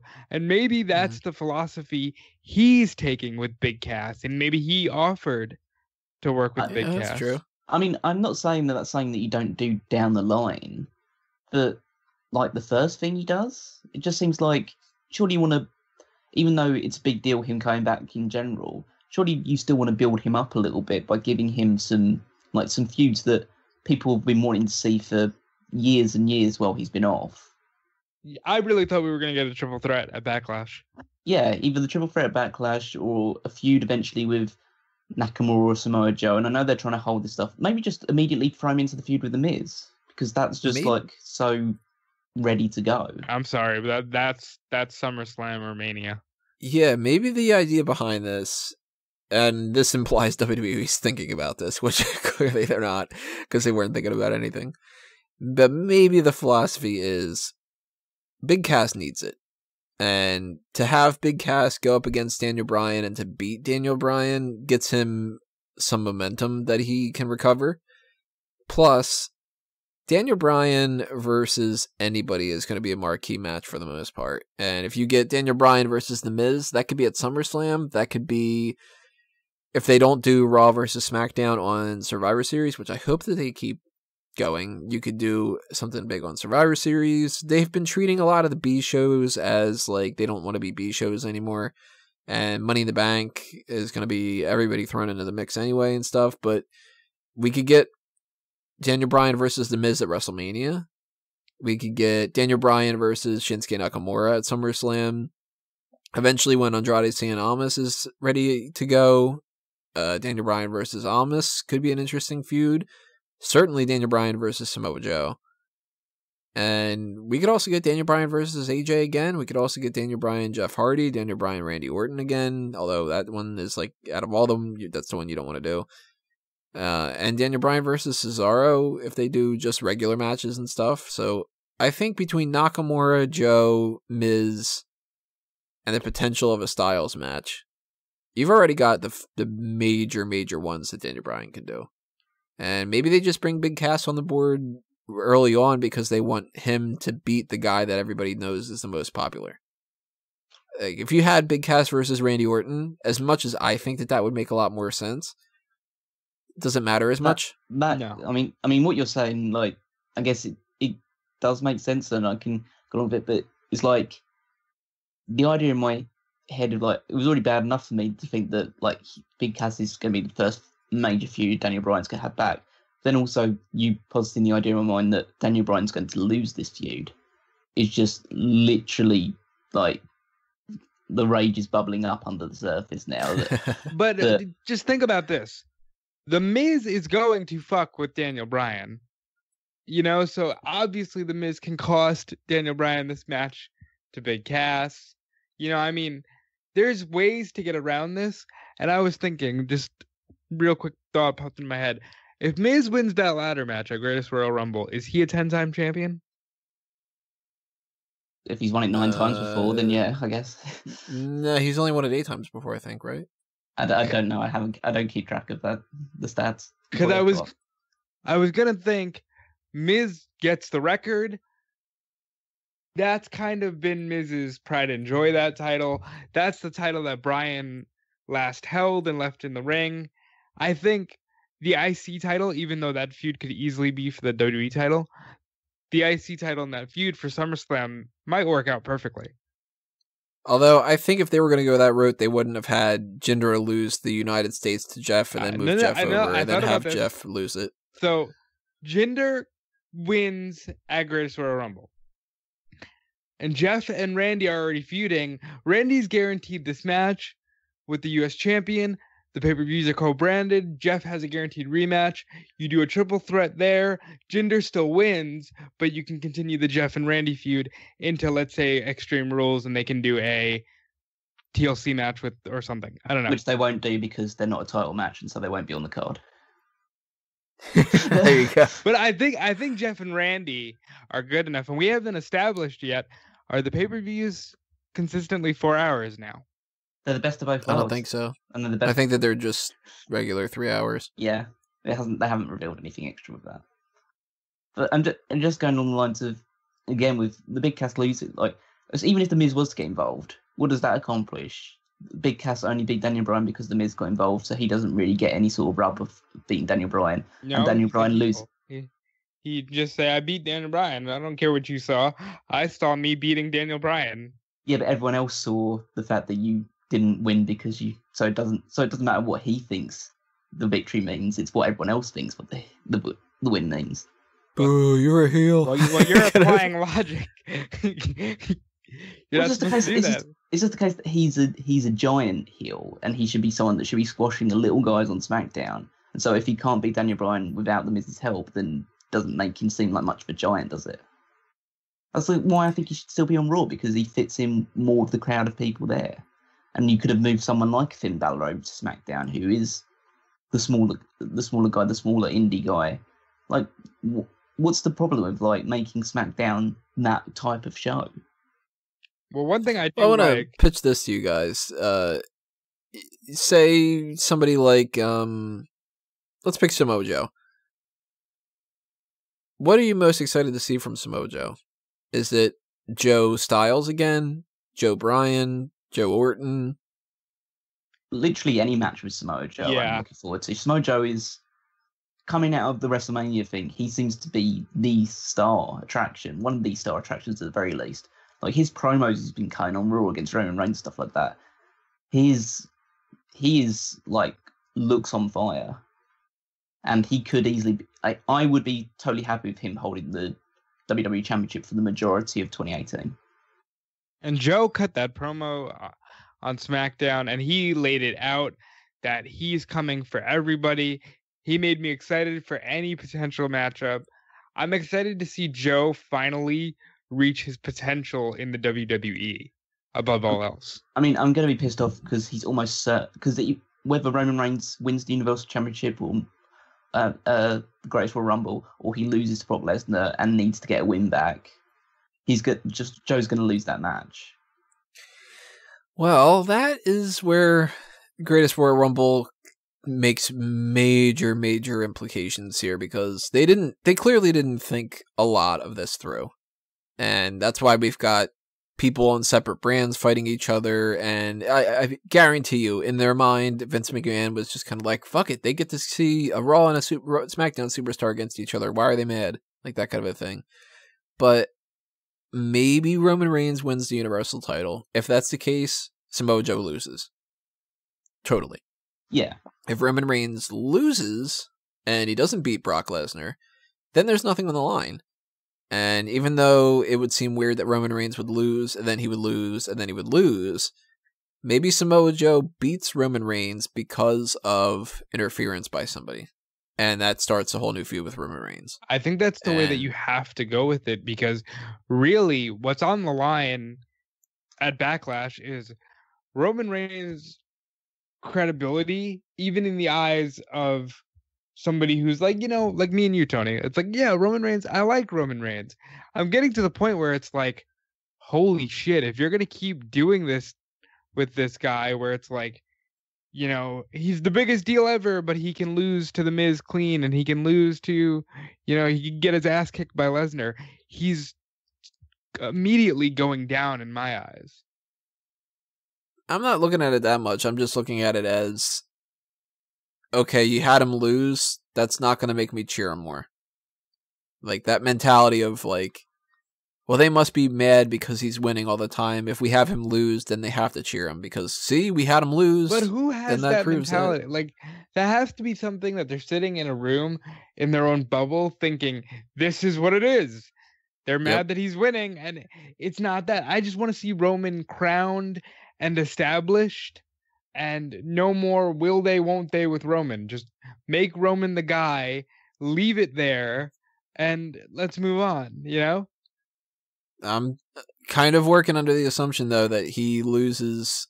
If he loses the Universal Championship match at the Greatest Royal Rumble, he's losing the Samoa Joe at Backlash because of Baron Corbin. I think that that's happening. Or maybe the match just doesn't happen.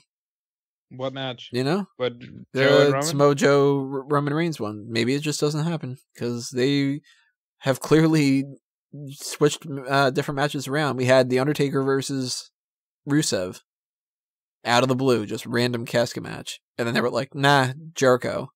Nah, just kidding, Rusev again. Maybe they just go, you know what, fuck it, we're not going to do Samoa Joe versus Roman Reigns. And over the next week, we don't hear anything about it from Samoa Joe, and we don't hear anything about it from Roman Reigns. Roman Reigns focuses on Brock Lesnar. Greatest Royal Rumble goes by. Samoa Joe is fighting for that Intercontinental title, and the week afterward is Backlash, and we get Samoa Joe versus, I don't know, blah, blah, blah. Well, you know, like, maybe that's kind of one of those things. Maybe we don't even get Samoa Joe on the card because we didn't get him 2 WrestleManias in a row. I would agree with you, but they're really building up that match with a lot of intensity. At least on Joe's side, they are. With Roman, and this is kind of where I get into it, I don't know where they're going with Roman. It's like, yeah, he's fighting Lesnar in a cage, but why? He doesn't really need to fight Lesnar in a cage. Nobody interfered the first 3 times they fought. You know what I mean? They're just kind of going through the motions with Roman, assuming that, hey, no matter what happens, coming out of Backlash and the Greatest Royal Rumble, he's Roman Reigns and he'll always be a top star. And that's going to get stale. You know what I mean? What, Roman Reigns? Yeah, it's problematic. Roman Reigns stale? God, that could never happen. It's like what they're doing with John. Well, John isn't.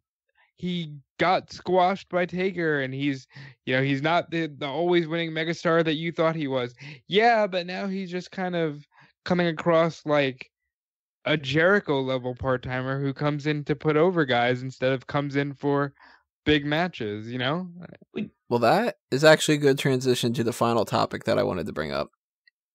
We know that these are the rosters going forward, and they can always change things around because we've gotten in the instances in the past where somebody's been like, hey, I've decided that I want to switch over to SmackDown in the middle of August, and, you know, whatever. They could do that kind of crap. But people that we don't have factored into this mix are Chris Jericho, John Cena, and The Undertaker. They're all in that free agent kind of capacity. And I guess kind of technically Kane a little bit, but Kane doesn't really matter as much. John Cena is still going to hang around. He's not going to be a main roster regular type of guy, so that's why he's still just a free agent, but we are still going to get John Cena pop up once in a while. Technically, he's a free... Whether that's... I was going to say, technically, he's a free agent in more ways than one there. Yes. Yeah, that's true. We could get John Cena popping up to fill in a blank on a SmackDown thing every once in a while.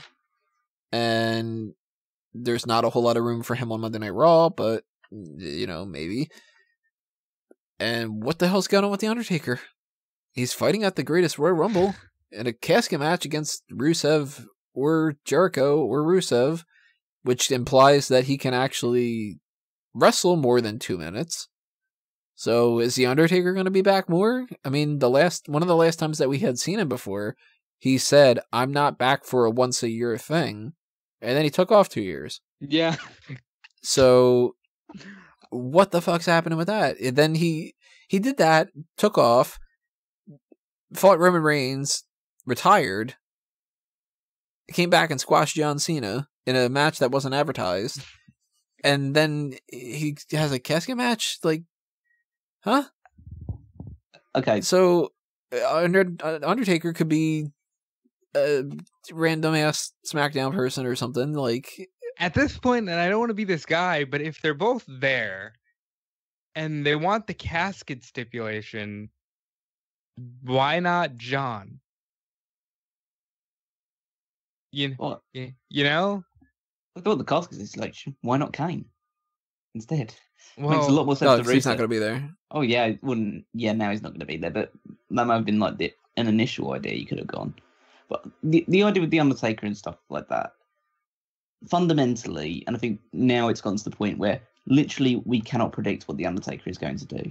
Because I don't think, I think day to day the Undertaker may change his mind on this situation. But if I was to predict anything at this point, and obviously this probably won't happen because, again, it's absolutely impossible to predict what he's going to do.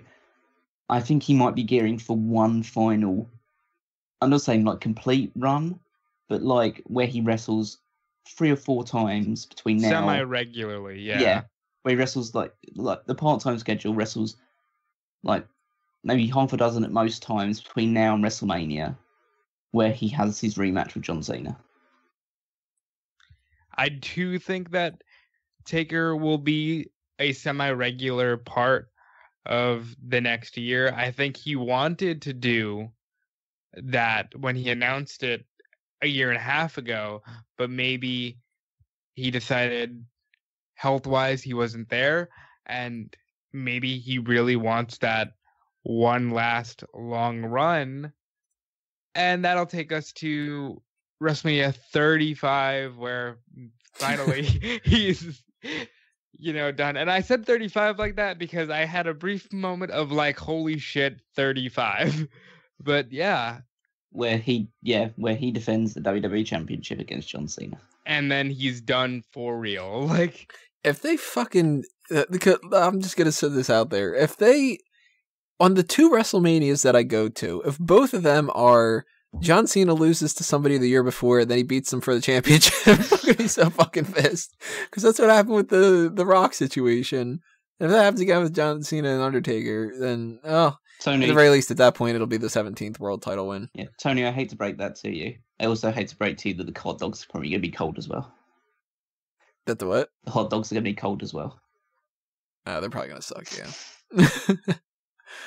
Well, the Superstar Shakeup is one of those things where we have no idea what the hell their plans are. Clearly, they turned Natalya babyface.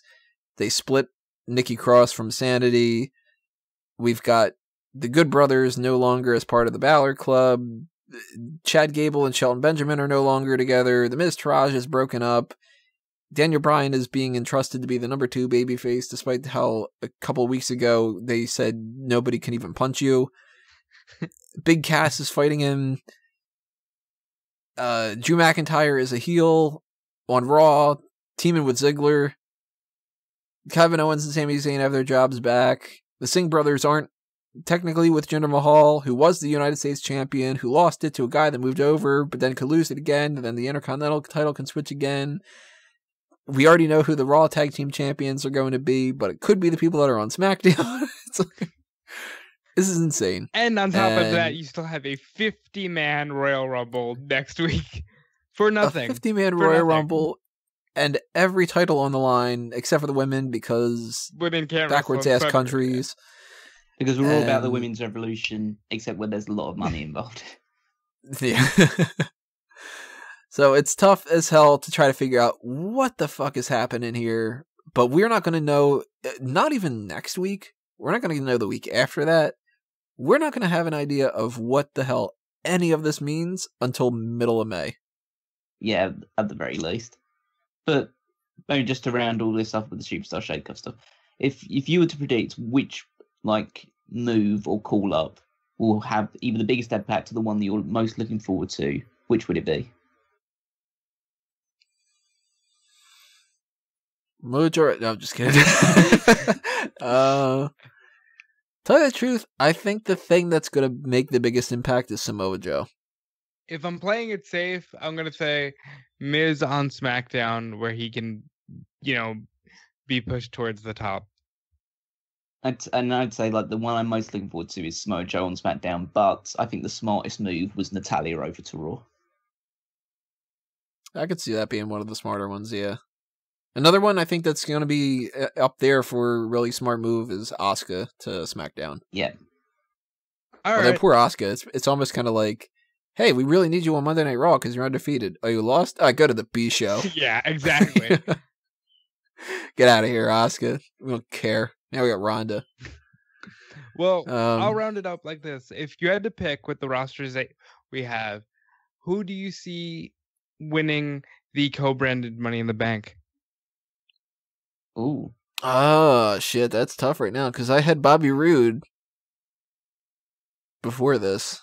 Well,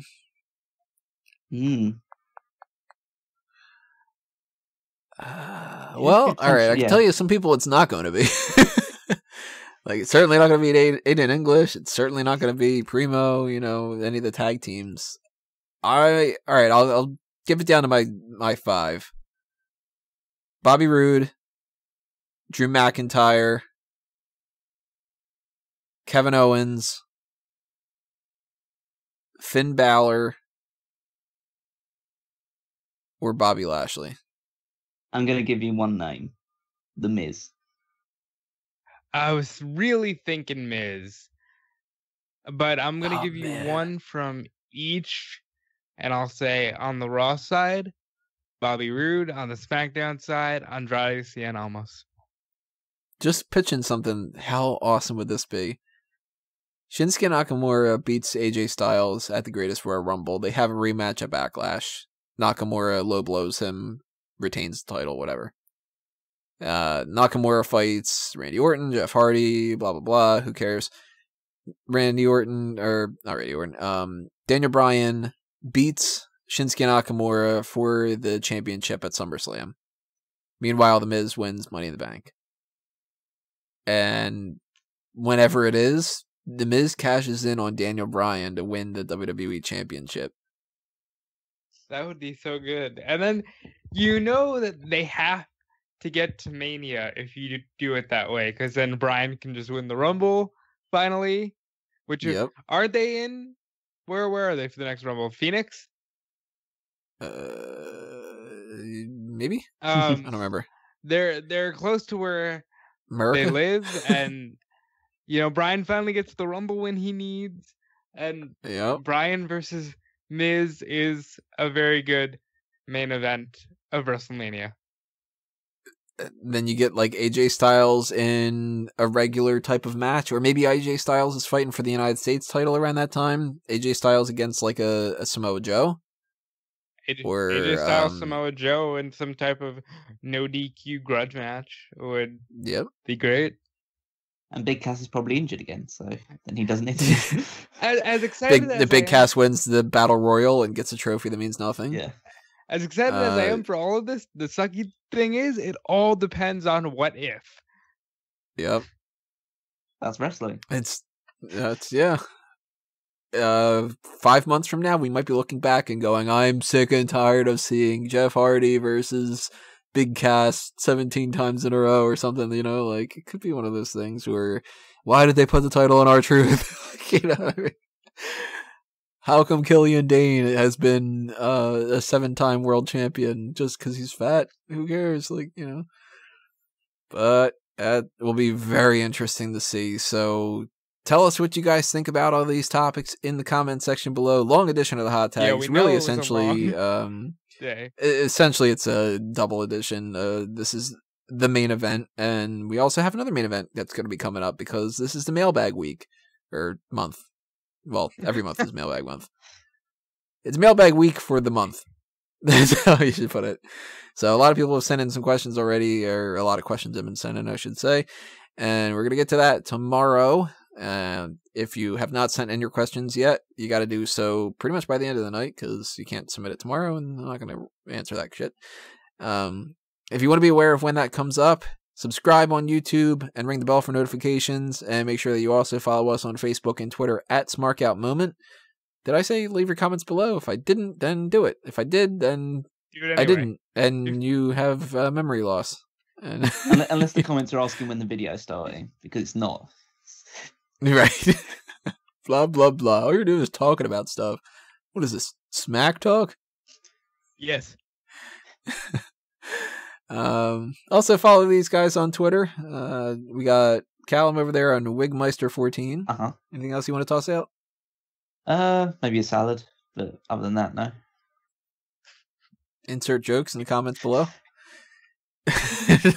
Robert over there at Dude Felice.